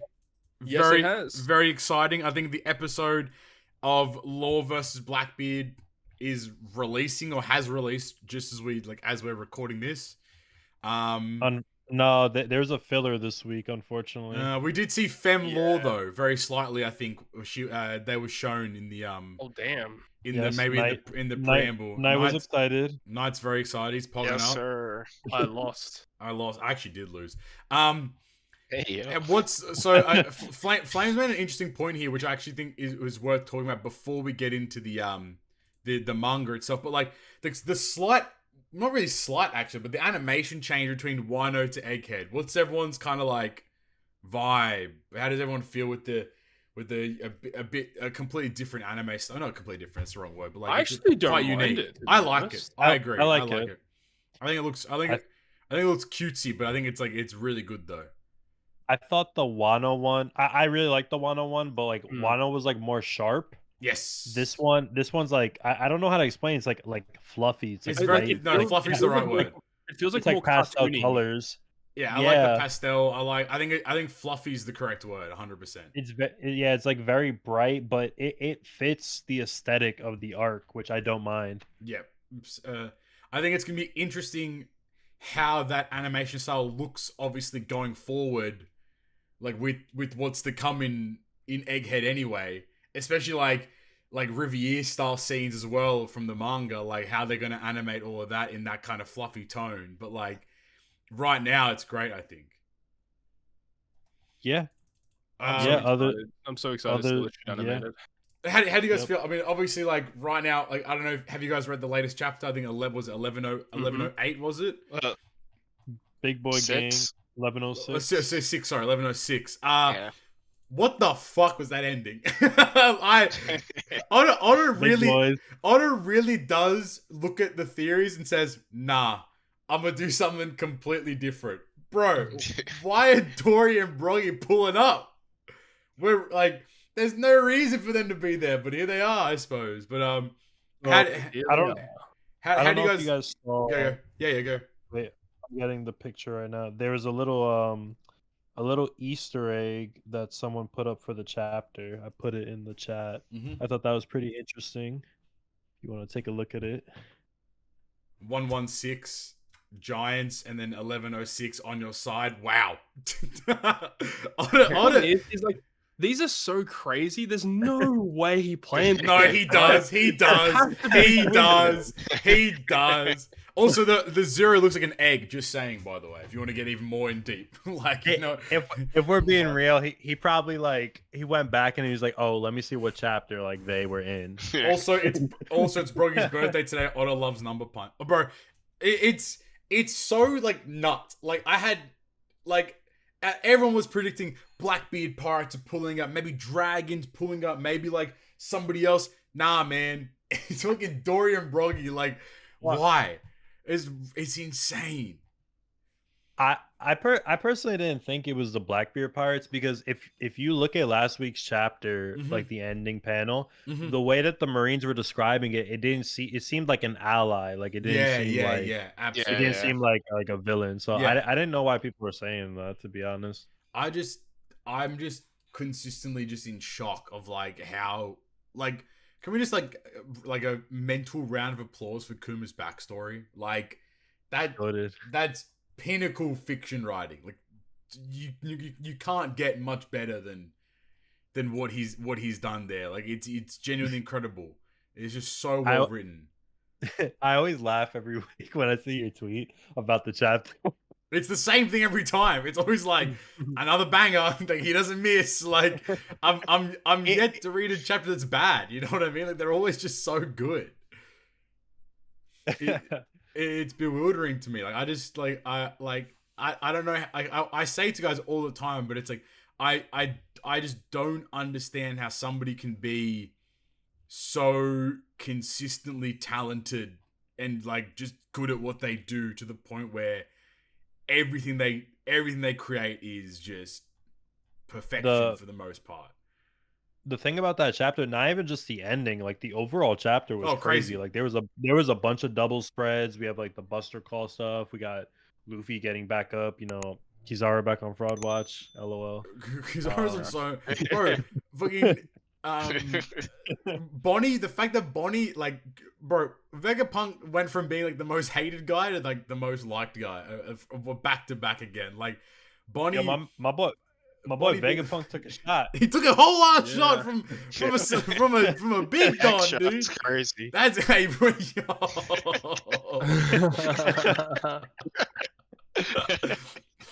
And he's like, bro, and the fact that he's just like sat there, just like, bro, it's so the memes of like Luffy just laughing his ass off while Vegapunk is like slowly dying is just like. It's so I don't know if you guys seen that, but like the a lot of naturally One Piece Twitter being the worst place in human history. Yes, sir. A lot of discourse of like people being like, oh, I'm sick and tired of this like goofy like Luffy aesthetic, and it's like, bro, shut up. Like, you know what's funny? I was actually thinking about that. I was gonna bring that up. I was gonna ask what you thought about that. I think it's the most ridiculous. It's so ridiculous to me. Just like grow up, man. Like, just have fun. It's not that deep. You know, for me, like, I mean, I never took it that deep, but for me at first, like when it first started, like in Wano, like 2-3 chapters in, like I was a little weirded out by it, but that's just because it was new, and I was like, I agree with you. Yes, I was like, okay, is this gonna be forever? But now that like there's like way more context, like, and I'm used to it. Yep. Absolutely. No, like, I agree 100%. If it fits him, like, is he supposed to be like edgy? Like, is he supposed to be like Sasuke or some shit? Like, I don't want to. I think like, bro, Oda literally made Buggy a Yonko. Like, do you really think like Oda's the kind of guy to be like edgelord Luffy now? He's the god of the world. Like, nah, man. Luffy just wants to have fun, brother. Like, he's on an adventure. You know what I mean? And we've already seen in the Kaido fight, like there are moments when he's in Gear 5 and he's like dead serious. Like, he's not correct laughing. So it's not like bro, he's trolling them right now. He don't give a fuck. like bro, this dude's probably gonna go Gigante next chapter. Be standing next to the Giants. The thing is like the fact that I just think I do think like the juxtaposition of like Vegapunk dying pretty much like bleeding out and Luffy's just like laughing his ass off in the air doing also like some goofy shit is so funny. But like, bro, you don't think like, bro, Vegapunk's fine. He's talking. He's not gonna die. He's not gonna bleed out. Like he's gonna be okay. Luffy's just like he's doing his thing, man. I do hope that like, because there was like a panel there where like Kuma acts like surprised at like seeing Luffy or seeing Nika, I suppose. I hope that like they don't like Oda doesn't pull a fast and like, oh yeah, Kuma didn't see him or some bull. I hope that, you know, Kuma gets to see like the thing that he's been essentially been waiting for the most part, I suppose, you know. Yeah. I mean, I assume he was aware of it, just like he was aware of Bonnie. He saved her. You know, he's not gonna like talk or, you know, react to it, of course, but you know, obviously he's aware of it. Bro, Bonnie is also broken as fuck. The fact that her voice is like, dude, her devil fruit literally makes no sense. I don't get it anymore. I don't get what happened. You know, I agree. What the fuck is a devil fruit at this point? Like, I don't understand it right now. It's distorted future. What does that even mean? Like, I don't get it. So she's like 12 years old, but she's also like not 12 years old, but she's like, but like she can make things up as she goes, but like she's Toki. When she believes in it, like it's not as strong or some shit or whatever it is, or like it's a imagination. It's when she doesn't.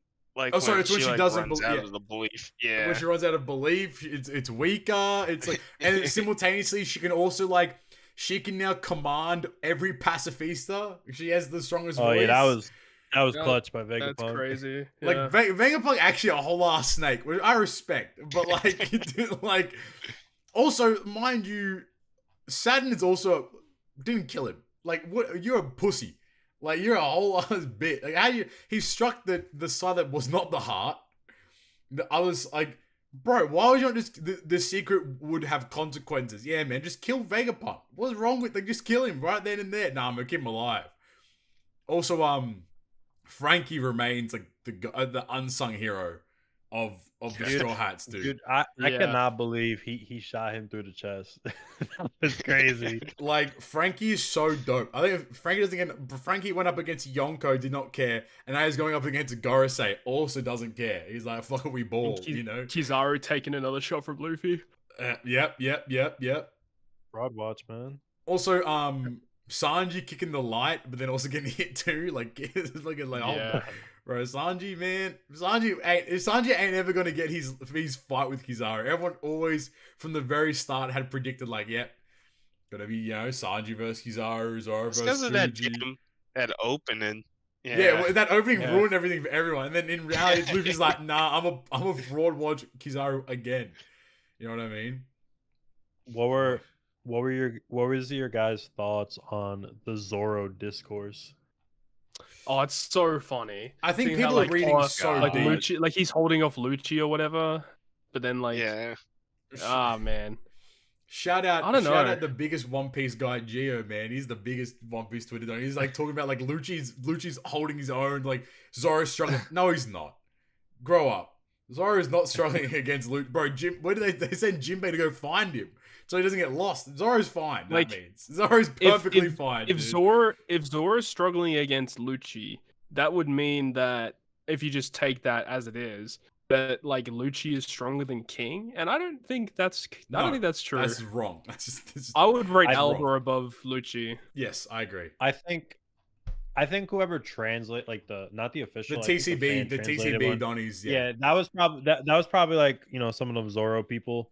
I feel like in the official it was worded a little bit differently. Yes, but I feel like I think it implied not that he was struggling, but that it was like he's not like just fucking him up. No, Zoro's holding him off. He's holding him off from joining the actual like fight, like the fight itself, which is a completely normal thing to do. You know what I mean? Like, yeah, I don't think Zoro's trying to kill Lucci, but I think Zoro's trying to stop Lucci from like interfering with Luffy versus Kizaru, essentially. Luffy versus like Saturn and Kizaru. So like, also like I asked Ryoiin the other day, and he also wasn't sure, but like, has there been any like, why is Robin injured? Why is Robin injured? Like, why is she hurt? Injured? That's what I'm saying. Like, unless like, did I miss something, or was she just all of a sudden like dying? Like, I don't think she's dying. Like this whole discourse of like her like being injured, not being in a bunch of chapters, then appearing again. Like, get rest while you can. Like, what occurred to her in this arc that put her like as injured? I suppose.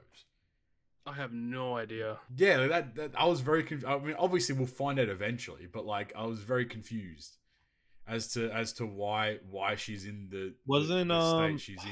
Wasn't she fighting with when they were fighting the Jinbei pacifista? Wasn't that's where she was fighting? Hey, that's a great point. That's a great because then he hit Nami or something, and then I forgot. I think it was her and then somebody else. They popped the fuck off. That might be it, because I feel like it's just I must have just totally blanked on like at what point was she like hurting, but like because she like disappeared for a bunch of chapters too. And everyone's like, oh yeah, Robin's gone. Yeah, I think that's what happened, because then after that, that's when they all grouped up, and then like they met back up with Chopper. Yeah, that's right. No, that makes a lot of sense then. How do you guys feel about Dory and Broggy being the ones that pulled up? I mean, I'm for it. I mean, it was very likely that they were going to Elbaf anyway next. Like they already said that. This kind of confirms it for the most part now. Yeah. Yeah, they said they're coming to pick him up, but I'm curious, like how is this gonna end now? Like, is it gonna be like they're gonna like wreck shit and they're gonna be able to just get them out of there, or are we actually gonna like brawl? Like, do you think that Shanks sent them? Yeah, definitely. Interesting. I was telling because not only the fact that he was literally just there, but now they're talking about the sun god and all that shit. I mean, unless we got giants reading newspapers and stuff, which that'd be confused. That'd be kind of crazy. I even asked in my Discord, like, how the hell did Dorian Broggy know? I'm guessing Shanks told them. I'm assuming Shanks. How would Shanks know? I think Shanks I think Shanks knows shit, man. How did Shanks go to the Gorosei all those years ago?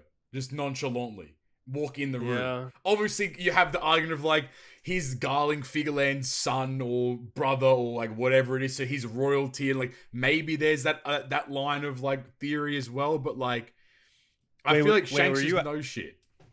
Were you asking how does Shanks know that they're on Egghead, or how does Shanks know he's the sun god? What were you asking? Well, how would Shanks know that Luffy is Nika? Oh, I mean, he knew about the fruit. They showed the whole. Yeah, I guess that makes sense. He had to have known about the fruit. Like, you know, while they've stolen it from Who's Who all those years ago, you know. So like, another question I had is like, is Hardrin with them? Because remember, Hardrin was a part of the OG Alliance, the Grand Fleet. The Grand Fleet, yeah. So if Hardrin's there, that would be pretty cool. I was hoping low key, I was hoping the Grand Fleet were the ones pulling up. That's what I thought it was. That would have been lit. Yeah. That'd have been so. Imagine Cavendish and Barto pulling up to Egghead to fight a Buster Call. Like, there, bro. That'd be like, bro, I can't wait to see I can't wait to see the Straw Hat reactions to seeing them rock up to Egghead. That's gonna be sick. You're like, holy shit, I remember those dudes. Bro, Usopp's gonna fucking lose. He's gonna his bust. Brain. He's gonna bust. Yeah. Like he's gonna lose it when he sees these two dons, you know. But like, it is really cool though, because this kind of essentially forces the line, or like just more or less indicates that like we're going to Elbaf after Egghead, and I think that at this point, surely Egghead doesn't have many chapters to go. Like we've seen pretty much everything that needs to be seen. We've had the whole Kuma backstory. Like now it's just about, I guess, escaping, because they're not. I don't see a world where like he's gonna like kill Kizaru or like defeat Saturn. I feel like they're gonna run away. It just doesn't make. It would be really weird. Also, I'm just looking at the chapter again. The that Iron Giant thing had made sounds of like moving when he heard like the giants, the giants. Or no, it was actually like when he heard the sun god like drum. He started moving again. So I wonder. Yeah, it did that earlier, like way back as well. So I wonder how that's gonna play a role in everything too. But like we're almost there. Like I think like Egghead's surely in its decline at the moment. So like, what if the drum is like the energy that they use to power those machines? Oh, like back in the day. Oh shit. Maybe. Yeah. Hold on. That's actually really good. That's actually a really good thought, to be honest with you. Because like when they say like, it was done by like some weird like sacred flame / like some weird way, like some weird energy or some weird power that would make them. Yeah, move. they were saying it was like some old energy. So maybe the drum is something to do with that. Yeah. Surely Vegapunk would have been able to figure that out. The smartest guy in the world. It's something to do with that mother flame. The mother thing, flame, right? Oh yeah, the mother flame. Yeah. That's what they used to power that machine. They got rid of Leloucia and stuff. Yeah. Maybe the mother flame's like an artificial variant of the drum or something like that. Yeah, I agree. Yeah. I was gonna say, what was the funniest thing about this chapter? When we were talking about it in like my little group chat, one of my buddies was like, he was like super hyped that the Giants came back, but he was like low key, weren't these the guys that got caught lacking by Mr. 3? I was like, yeah. Oh my god! Come on, dude. Come on, man. I was like, low key. Bro, they just fucked up the kid pirates. So like, it just... damn, bro, that's hilarious. Hey man, Mr. 3's in cross guild. That's true. He's a Yonko crew. That's true. He pulling up. He's on everything. A Yonko crew. He's a Yonko crew member. Yes, facts, bro. Let him know. That's funny. Damn, that's hilarious. I don't know. I don't have much else to talk about, but I think that One Piece just stays just incredible. We are on break this week though, which is kind of lame, but we're eating good. Yeah, I mean, to be fair, since he came back this year, all the chapters were bangers, so I'll take it.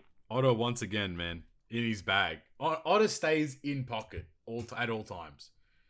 Here's my final question for this segment. Go for it. Do you think Egghead will be over in 10 or less chapters? Oh, yeah, over under 10 chapters. Yeah, over under. I think it's gonna be more than 10 chapters, but that includes like the remainder of the fight. I mean, I guess like I mean like there won't be like any sort of like resolve because like I think like the Busticle is gonna like Egghead's gonna explode as an island or whatever it is, similar to like Ohara, but like I think that everyone escapes because the Giants pull up. But I don't know. Is that going to take 10 chapters to occur? Because I think it'll take more than 10 to finish. I think because Kizaru still has to fight. I think surely Kizaru isn't that much of a fraud and one punch takes him out. He seems unless fine. If he switches sides. Unless he does switch, he's like, I've had enough of this shit. I'm going to go. But then Satin's still there. Surely Luffy has to fight Satin or something like that at some point. Like, do you think the Vegapunks are going to go with Luffy in them? What else would they... They'll go with Sword or the Revs. That'd be dope. But like maybe like... There is that the relationship between Vegapunk and Dragon. Maybe... Dude. Yeah, go. Dude, where the fuck are the Blackbeard pirates? That's a great point. Yeah, they're chilling, bro. Oh yeah, they're supposed to be right there, right? Maybe they saw... they're chilling. Maybe they saw Dory and Broggy pull up. They're like, nah, you know what it is? The Giants stole their ship. That'd be sick. Imagine Dory and Broggy's fucking Katarina. Imagine, bruh. That'd be crazy. That would be wild. Surely not. I don't know. Yeah. How's it gonna end? This has been a crazy arc, to be honest. This arc's been pretty good. Because there's so many like once again, there's so many like loose there's so many things that haven't been like completed yet in this arc for it to like end, you know. I saw a post saying how Egghead's already longer than Punk Hazard. Like this arc's like 70 chapters already or 60 chapters. I was like, damn, no way. Yeah, I was like, damn, it's been that long already. Let me see here. Let me go on the wiki. There's no shot, right? I feel like it's been like 30 Okay, so the chapter started at 10:58. So it's at, oh my god. It's at 40, what is that, 48 chapters so far? 58. Let me, yeah. Where's the one? Hold on, I want to see now. What's the latest chapter? 1106. 1106.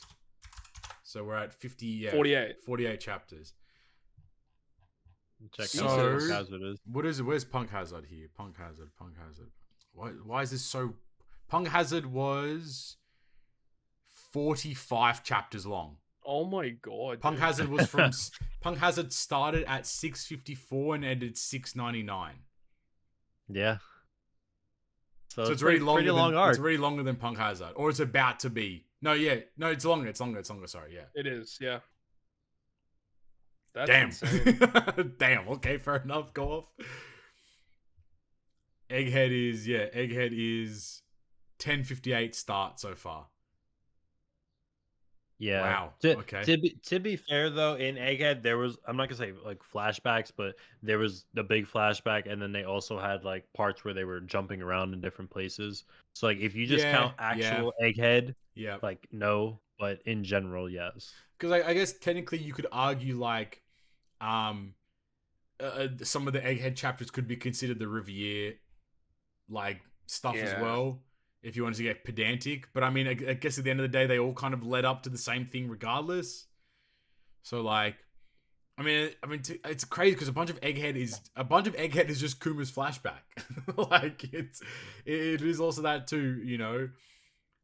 Plus we got God Valley stuff there as well. So like, I mean, technically it's all under the Egghead umbrella. So like, it's crazy depending on how the arc ends. Like it could easily be like one of the best 3 arcs in the series. Absolutely. Probably already is. I think it is. I think the amount of the information we got alone in Egghead was crazy. Like just so much information is, I think, the value. There's so much lore. There's a massive lore drop, you know, like that tied a bunch of shit together. Like I'm still so impressed at like how Oda made like Kuma's adventures essentially aligned to like the Straw Hats. And like how that was the reason they got sent in all those locations and like, you know, all, like so on. So like it's a very impressive feat, you know, nonetheless. But yeah, we'll have to wait and see. I think like to answer your question, sorry, I think it's gonna be more than 10 chapters though. I would personally say. I do too. I think it'll be less than 20, but I think it'll be agree with more that. than 10. What do you think, Knight? Round us out. 15. Solid 15, 1-5. Yeah. See you guys in 15, probably more, 20 weeks. Yeah, man. Yo, 15, dude, 15 chapters, dude. It's gonna be like summer. Just wait. I want to tell the listeners. Todd just posted an image that just waiting to see useless Captain Mid get railed. That's crazy. I can't wait to see it. It's gonna be so bro, Dorian, bro, you were there. Now they're here. Like, it's so good, man. Yeah. It's so good. All right. Let's end it there. Let's call it there. Call it wraps. That ends, I guess, the episode. Nothing else really to talk about there. I mean, we've still gone for quite a good distance of time. But you know, if you've been enjoying today's episode, make sure you go down there, hit the like button, hit the subscribe button, and they're gonna comment today. Todd, what are they commenting today? Burger in the comment section down below. We do greatly appreciate. While you're there, like I said, hit the like button, hit the subscribe button. You can also hit the join button. Plenty of different tiers you can join at. We would greatly appreciate it. It all helps us financially, makes us, you know, enjoy, keep running the show. It's all greatly appreciated. But I want to give a shout out to our members. You know, they help us. They continue to support us, and we do greatly appreciate that. I want to give a shout out to our lone GGP producer of Alexander Wisniewski, our perfect member of Bryan, Kisa, McDermott, our great members of MyDrunkenMoneky and Cswins, and our good members of Ryoiin, Stump D, Gacha, Red Halo, Dr. E Recshin, Wankafella, Mike Schallo, and Derry Jackson. Thank you guys for continued support. Thank you. Does mean a lot to us. But, you know, as per usual, from the show into everyone's favorite section, into the shouts, into everyone's actual favorite section, it is the Q&A. The Q&A. Love that. As per usual, if you have any questions, send them through to us via Twitter at GGP Podcast or our YouTube community tab. First question comes in from @Sparta30. He says, what do you think about the new strat from Bandai that the new legends not appearing for 3 months? For example, the new Momo or the TM and Kizuna legends are limited. Not that they are the best. Momo actually is one of the best legends of the game. I'm going to put it out there. He's incredible. That's a big call. I think he's so good, especially because of the recent buff, the massive swing for quick slashes, and the final tap buff being a lot more broken than we had originally anticipated it to be. I don't know if you'd call it a strat. I think we've seen it in the past with like the film Red release of like Ben Beckham and Lucky Roo, and then Usopp Yasop didn't come back. I don't know what you'd call it, but like limited legends is always going to be a tough situation because they don't make every limited legend available anyway. Like on TM, it's like a maximum of 3 legends per part. And I mean, at this point, we're literally getting a new TM legend every treasure map. So like, yeah, it's going to just continue adding up.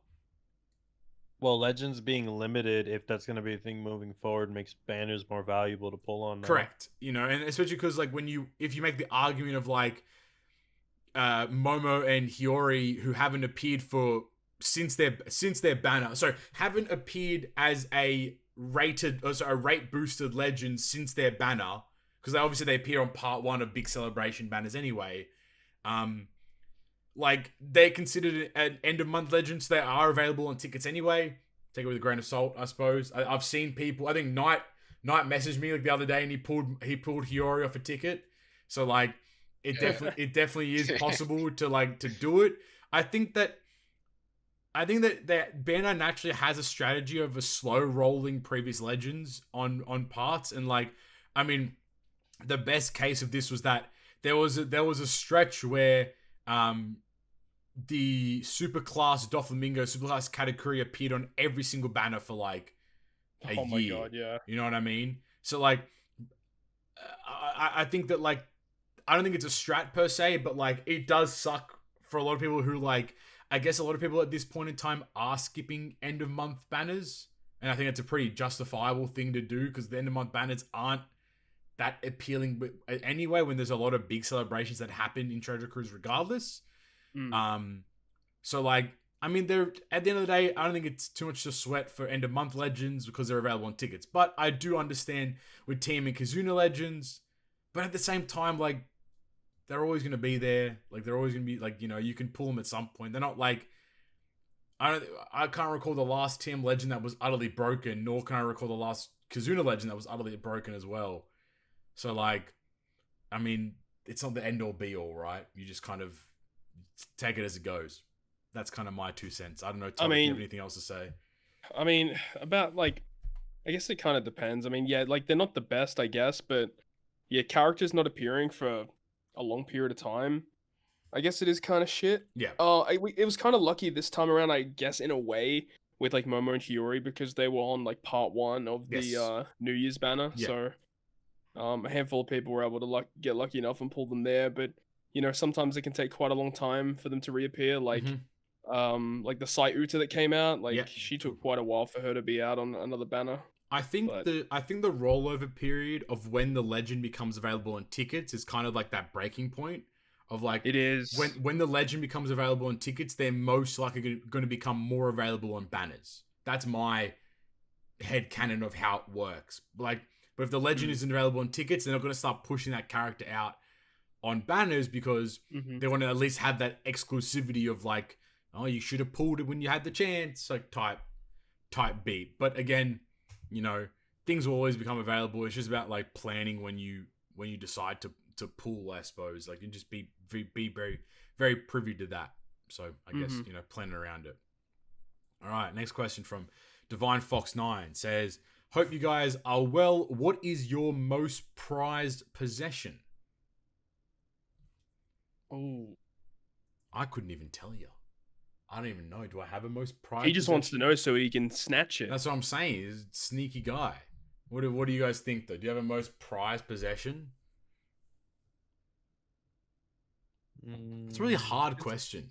It is, actually. Like, I don't know if I have like one particular thing. There's different ways you could go about it, right? Because you could say like, oh, this is the thing that I have that is worth the most. Yes. But there's also like other things that might not be worth a lot, but they mean a lot. Absolutely. I'm looking around my room. I'm like, do I have something like in sight? Damn, I don't know. I guess for me, this isn't something that's valuable money wise, but it's valuable to me personally. Yep. My personal black belt for jiu-jitsu. Yeah, that's fair. Yeah, that's a good one. You know, beats people up. I think kind of running along the same line. Like, I have like when I was like in a worse mental state, I started like a journal that I wrote in, like, kind of not consistently, but like every time like my brain would get full of just like a bunch of shit, I'll just write in it. It's like, that's probably like my prized possession, because it kind of like is this discourse of like how I've attempted to just continue to improve my life like going forward. So I like reflecting back on that like once a year and being like, oh yeah, you know, see how things have changed and see how like my mentality's changed. So I guess like, you know, I guess if I had to pick something, it'd probably be that, was what I would say. This is a hard question though. Like it's a very hard I've question. got like a lot of really cool stuff, like trading cards, like in sealed product. I really like having the sealed product of trading cards. Yep. So there's some cool ones that I've got, like the first original starter deck for Yugi and Kaiba from Yu-Gi-Oh. Damn, yeah, okay. Like I've got those, and those are really cool. I love those to death. But like they don't. I would say that they mean a lot to me. I just like to have them. Yeah, yeah. I don't know.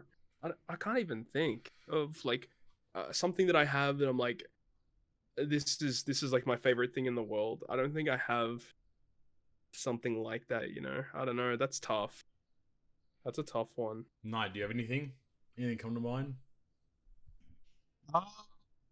Well, I mean, like right now, I just really got back into collecting like Legos and stuff. Oh yeah. And I just happened to this came into the mail today. Yep. It's like the Mos Eisley Cantina from Star Wars. Oh yeah, Nice.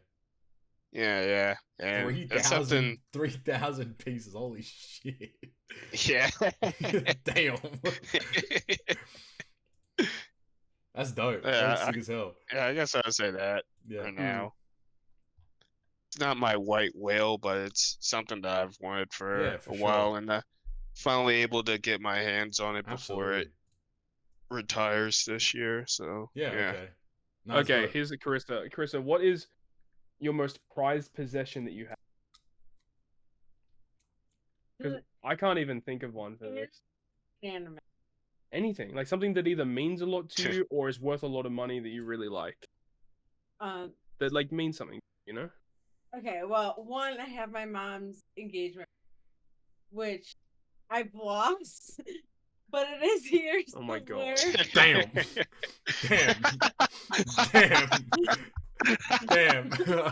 Okay. It means that much to you, huh? Yeah, must be prized possession, eh? Yes. Love it. I have a locket from my mom that has my baby pictures in. I never remember her ever wearing ever, but it was hers. And my other prized possession would be Romeo, not Grayson. Damn, that's tough. Picking one or the other. But yeah, no, I guess these. Or not. Oh, yeah, maybe not mine. Ray is pretty cool too. Yeah, same as mine. You know, my wedding ring, that like $30 ring from Walmart. From Walmart, yeah. Hey man, it's got memory now. You know what I mean? Like that's the best part about it. Yeah, no, it would be stuff from my mom. Yeah, I have a lot of stuff from like when my mom and my dad, like my dad has moved out of my childhood home recently, so I took a whole bunch of stuff. I did. Oh yeah. Go to so. There we go. I guess it's not that big of a deal, but I've got like some old cartridge Pokemon games back at home. I guess I kind of value those. That's like a lot of memories. That's memories, yeah. That's the important shit, right? Pokemon Silver, baby. Woo woo. There we go. All right. Next question. Obsidian Steed. What devil fruits do you hope to see get out of the room, Karissa again. Potentially. Okay. What devil fruits do you hope to see get awakened by the end of the story? Any ones that you think could be a missed opportunity to showcase? And then he also says, you all think Kuma was mewing since his first appearance, which is so when I was typing out that question, I'm like, holy shit, that is hilarious. That's so, yes, he was. Man's mewing. Bro, he's looks maxing right now as we speak. Dude, come on, man. Yeah, that's crazy. How do you think he got that chin? Devil fruits you would want to see awakened. What's the vibe? Buggies. Yeah, dude. I wonder that work. I don't even know what they'll do, but that'd be so dope, though. I asked Mr. 1-2. I don't know how the fuck they would do it, but that might go crazy. Kuzans. True. Yeah. I like that. Oh, I guess choppers, but I guess it might already be, you know. That's a great point. Choppers might have been when he went into like rampage form. I would like to see a awakened Logia fruit, maybe like Ace or Sabo. Yeah, but he's dead. It's Ace's fruit. Yeah, but he's dead. He's dead. He's dead. It says Saba. Karissa said that she would want to see Bonnie's devil fruit awakened. Yeah, she turns 13. That's what happens. She says she wants. Wait, you don't need her to be awakened for her to do that, though. She says she wanted to be awakened so that she can see what pretty you are when you're what? How cute you are when she what? Can make anybody Yeah. In my. It doesn't need to be awakened. Doesn't she already make anyone young right now? Yeah, that's just her ability. Oh shit! Let's see Bonnie. I mean, Bonnie's seeing her awaken. I mean, yeah, who knows? I don't know. I actually don't know. Yeah, I don't know. Like, there's too many devil fruits where it's like, I'd want to. Lord, we've seen Lord's devil fruit awaken. What are you talking about? What, yeah, it's in Wano. What pipes are you smoking? You watched it. What anime are you watching? You watching Two Piece? Like, what the fuck? It's like K-Room. Come on, man. Yeah, he can make someone immortal. That's right. That's not an awakening. That's when he kills himself to do that, though. Like, he sacrifices. And when he awakens, he can do the Corazon thing where he can make a silent rune. Croom, dude. Yeah, the croom. I'm crooming. Yes, sir. Oh, I want to see. Hopefully, Enel comes back. I want to see him and get him. You know, bring him back. What's the trolley fruit? The trolley fruit. What? Trolley cart? What are you talking about? Is this a filler? They don't know what you're talking about either. I'm good. Hang on, I've got to look this up. Trolley fruit. I can't even type right now. I'm losing my mind. The first thing that pops on my side trolley fruit is vegetable trolley for kitchen. Koro no Mi. This is actually a thing. It's the roll fruit. This dude Who legit the fuck is turns that? himself into a wheelie cart. Who is this guy? What is Why is this? he smiling like that? This is the most, this is even worse than the fucking jacket fruit. Who is this? The fruit allows the user to spin their wheels at will, allowing them to roll at high speeds and attack people by running into them. The wheels also attached to train tracks, allowing the user to roll on tracks in any location, and they can even keep rolling with only 2 wheels on the track, allowing them to use their hands to attack. They can also have their wheels spin other objects such as drills.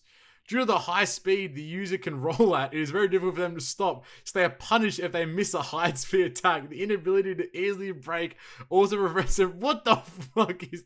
Who wrote this article on the wiki? They need a... What?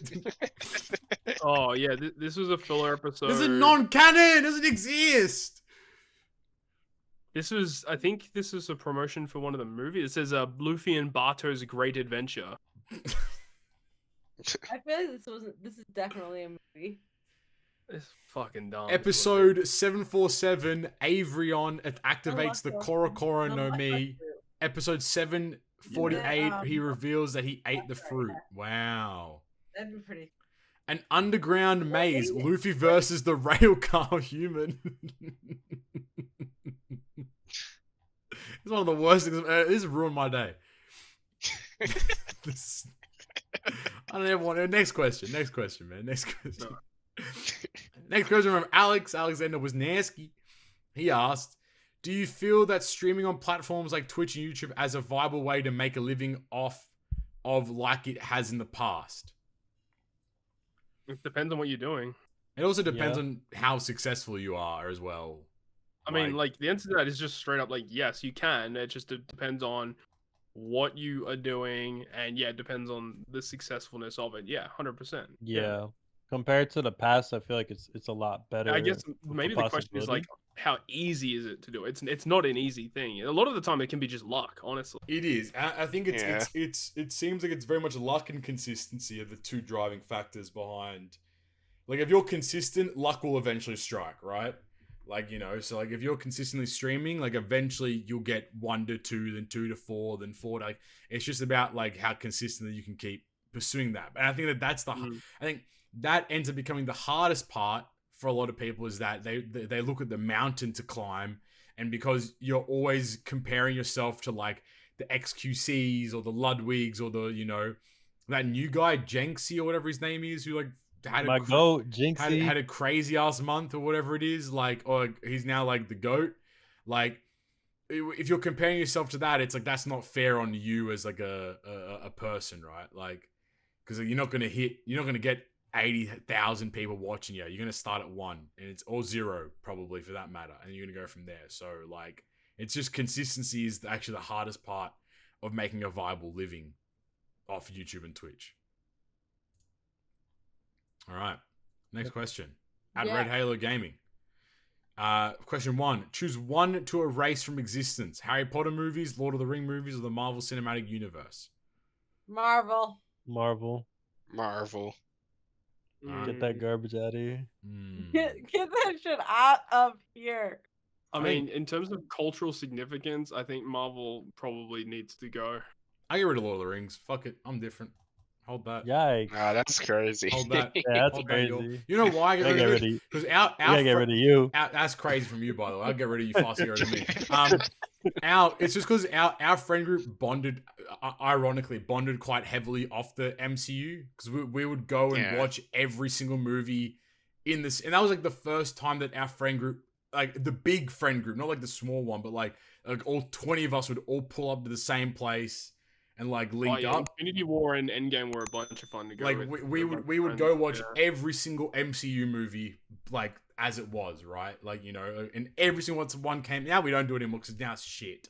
But like, you know, all everything up to Endgame, Infinity War, including them, we'd go watch all of them. So it's kind of like just memories of us kind of like always linking up and doing stuff together. That's kind of wild.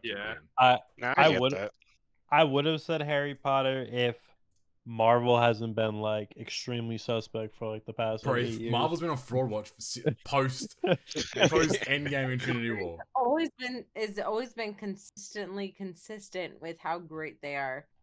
Especially if you read the book. I mean, I will never get rid of Harry Potter because that's the love of my life. Sorry, Todd. Yeah, it's like her favorite series ever. It's literally the best thing in the whole world. That's crazy. One Piece exists. Anyway. I actually just got the notification on my phone. 8 years ago, I went to a celebration of Harry Potter in Orlando, and I spent the entire weekend at a Harry Potter convention.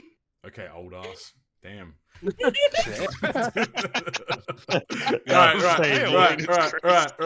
Question two.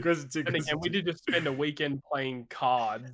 So yeah, good point. Good point. Where's your allegiance at now?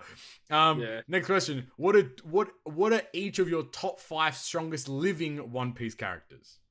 Oh, is this gonna get into spoilers? Probably potentially. All right, let's do it as a group. You can just exclude. I would say Shanks has to be up there. Shanks is the number one. Shanks is number one. Plain and simple. He's number one.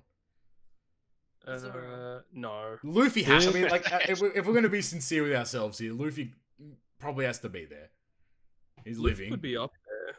Surely just like the 4 Yonko. I mean, ironically, Buggy as well. Yeah, Buggy. Right? Buggy number 1. There you go. The four Yonko and Law. For purposes we're not going to get into here today. Are we saying Emu? Well, maybe. True, you're right. Could be Emu. Sakazuki. She suck on my Zuki. Mihawk. Let's go. Mihawk. He's a fraud. He paints his black sword. He's not a fraud. He paints his black sword. Who said that? Which Twitter account said that? Who That's crazy. Bus, man? No, I have the image. I saw the Oda. I have the image. I saw the Oda links. What? Yeah, I don't think NL would be top 5 though. No, I wouldn't give him top 5. How many do we have so far? We have too many. I think Shanks, Luffy. I would say Sakazuki. Yeah, Kainu. Blackbeard. Blackbeard maybe. And Emu. He's a. What is that? No, that picture's crazy. That picture's crazy. What is that? The fake black blade. The motherfucker said that Otter drew that. Every morning he wakes up to paint his blade. The Otter did not draw that. Stupid. Source dude, just trust me, head ass. What the fuck? Trust me.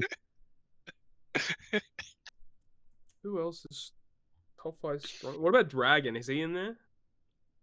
We have not seen Dragon do anything. Yeah, That's we the don't problem, know. right? We don't know. If Kaido and Big Mom were still around, yes, we don't know obviously. I would think Kaido would be maybe top 5 still. Correct. But we don't know if they're actually alive at the moment. Assuming they're dead at this point, to be honest with you. Yeah. I mean, they fell in lava. That's kind of hard to survive that. Hey man, I've seen thicker plot armor. I've seen thicker plot armor. I'm saying I'm not in an order, but Shanks, Luffy, Akainu, Blackbeard, and Dragon. Yeah, I'm fine with that. I'm fine with that. If Imu's not in there, then yeah, I'm fine with that. Yeah, I agree. Yeah. All right, I think that's a pretty fair list. There you go. That's our tentative list. Obviously, we could go. We could probably have a whole podcast episode on. We should do that one day. Oh yeah, but Katakuri's up there. Okay. Podcast. Oh, no. Let's do a power ranking podcast, please. That'd be so funny. Oh god. Let's do it. When there's not a lot to talk about, one off app, we're gonna do a power ranking podcast. See you guys soon. Get Gino on that one. Yeah, we'll bring Gio. I'll hit up Gio on that one. He'll come and join us for that episode. I will read the manga for that podcast. No, you won't. All right, no, lock it in. It's in the video. It's in the video. It's in the video. It's in the video. That was at 2 hours, roughly 2 hours and 44 minutes. 2 hours and 4 minutes. Chris has said she will read the manga for the power ranking episode. All right, see you there. So weird. We've been trying to. 2 weeks notice. No, I can do that. I can do that. That is crazy. We've been trying to get her to read the manga for all this time. All right, lock in. She wants to read it. Lock in. An entire He's standing on business. No, but here's the caveat though, Karissa. If you don't read the manga for that episode, you are never allowed to be on a GGP ep ever again. Oh jeez. Oh damn. That's the two-way street. So you pick. You get to choose. And if I hear your voice in that, no, I'm kidding. All right. Because Todd and I only have 2 bedrooms. All right, you're in the other room. You're in the other room. Sorry, you're in the other room for a couple of hours. You're in timeout. You're in timeout. You're in timeout for that period of time. All right. Crazy. Power ranking episode coming soon featuring Gio. We'll make it happen. I'll make it happen. No stress. All right. Next question from @OSD Yonko. Oh, we'll live stream it as well. Make it even more fun. So anime Twitter gets mad at us. @OSD Yonko, they ask, thank you for all the work, for all your work. My question: what do you think of the idea of fusion characters? You could fuse 2 characters and turn them into either a dual unit with switch effect or a singular legend. The new unit would have a certain chance of getting the abilities of the used characters. This way, old units could get a new way of using, and people would need to pull more often. Perfect for Bandai. This is not Dragon Ball. Legally, they're not allowed to do that. Yes, they're not allowed to make shit up without Toei's thumbs up. But like, I think like in concept, it's a very interesting idea.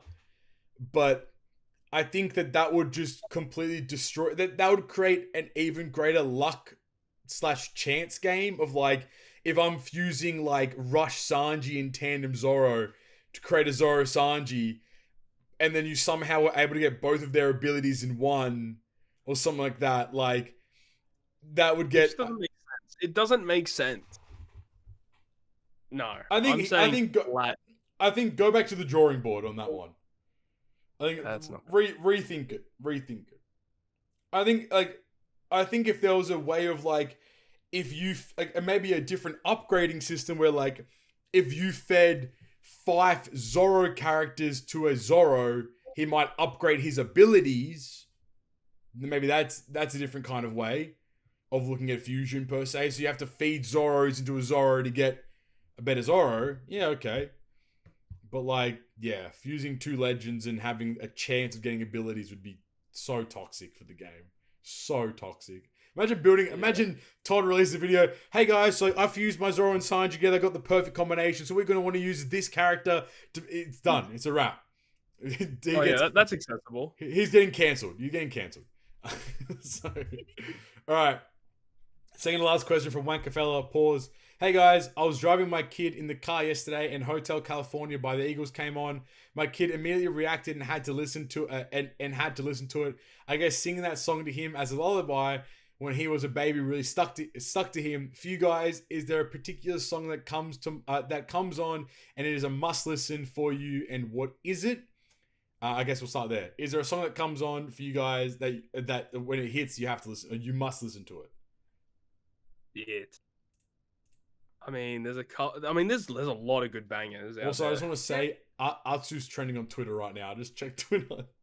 Yeah. What? 21,000 tweets. Why? There's controversy. There's a lot of beef. Supposedly he's a bad man.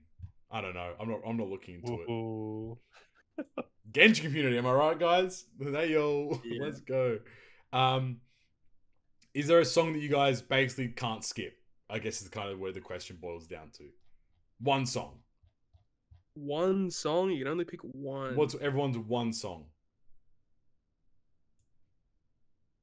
Oh, man. I can't say one song, but I can say no, one song.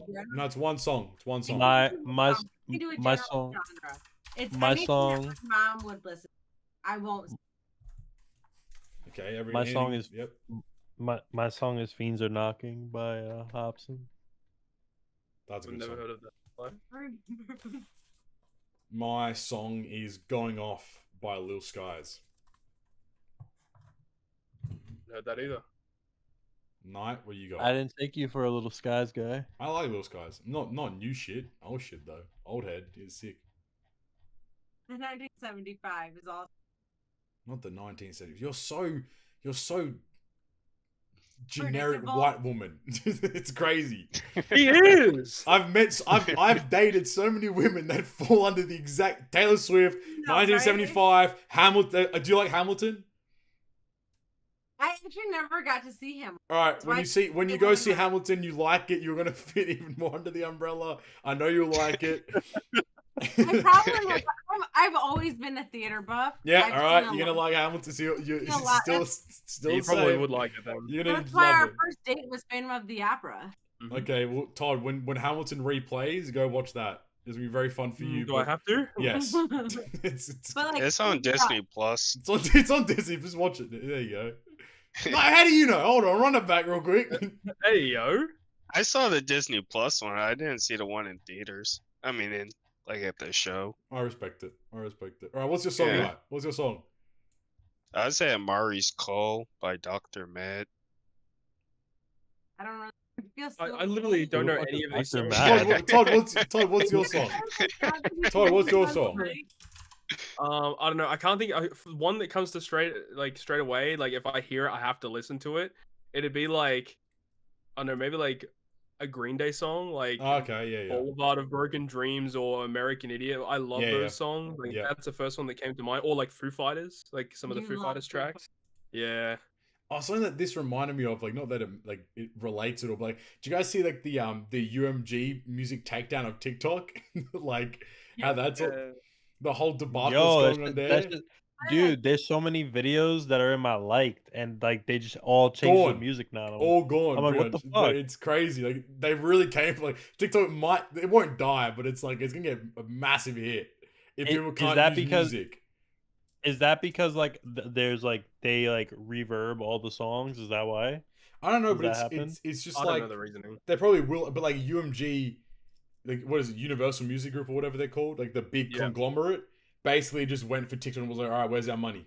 Like you've been playing all our songs, copyrighting that, like, so they basically won't allow music that is under that umbrella. I think is the current stance on it, which is like every popular TikTok song is now gone.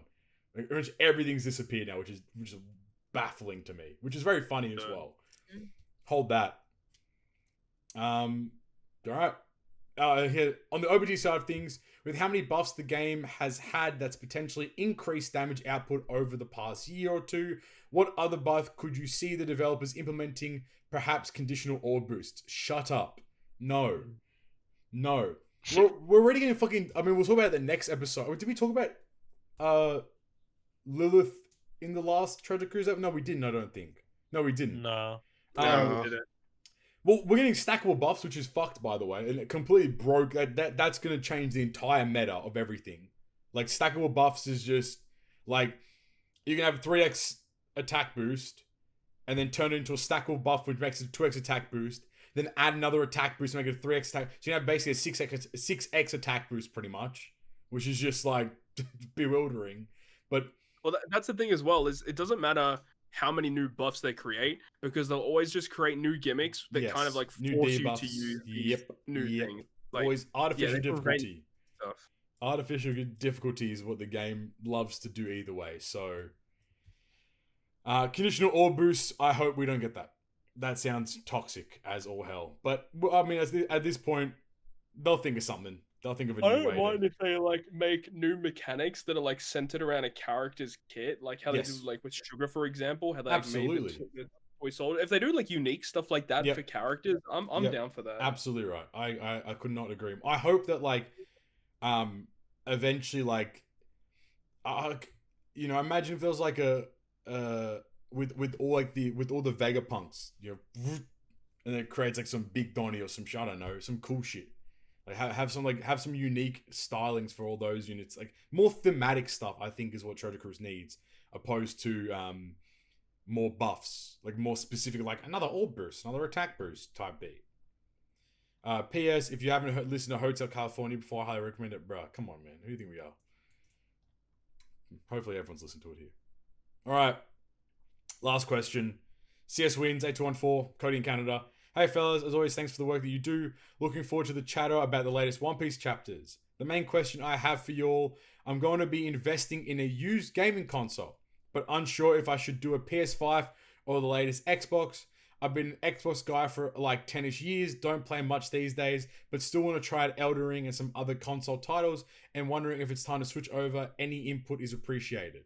I think PlayStation is just clear at this point. It's so clear.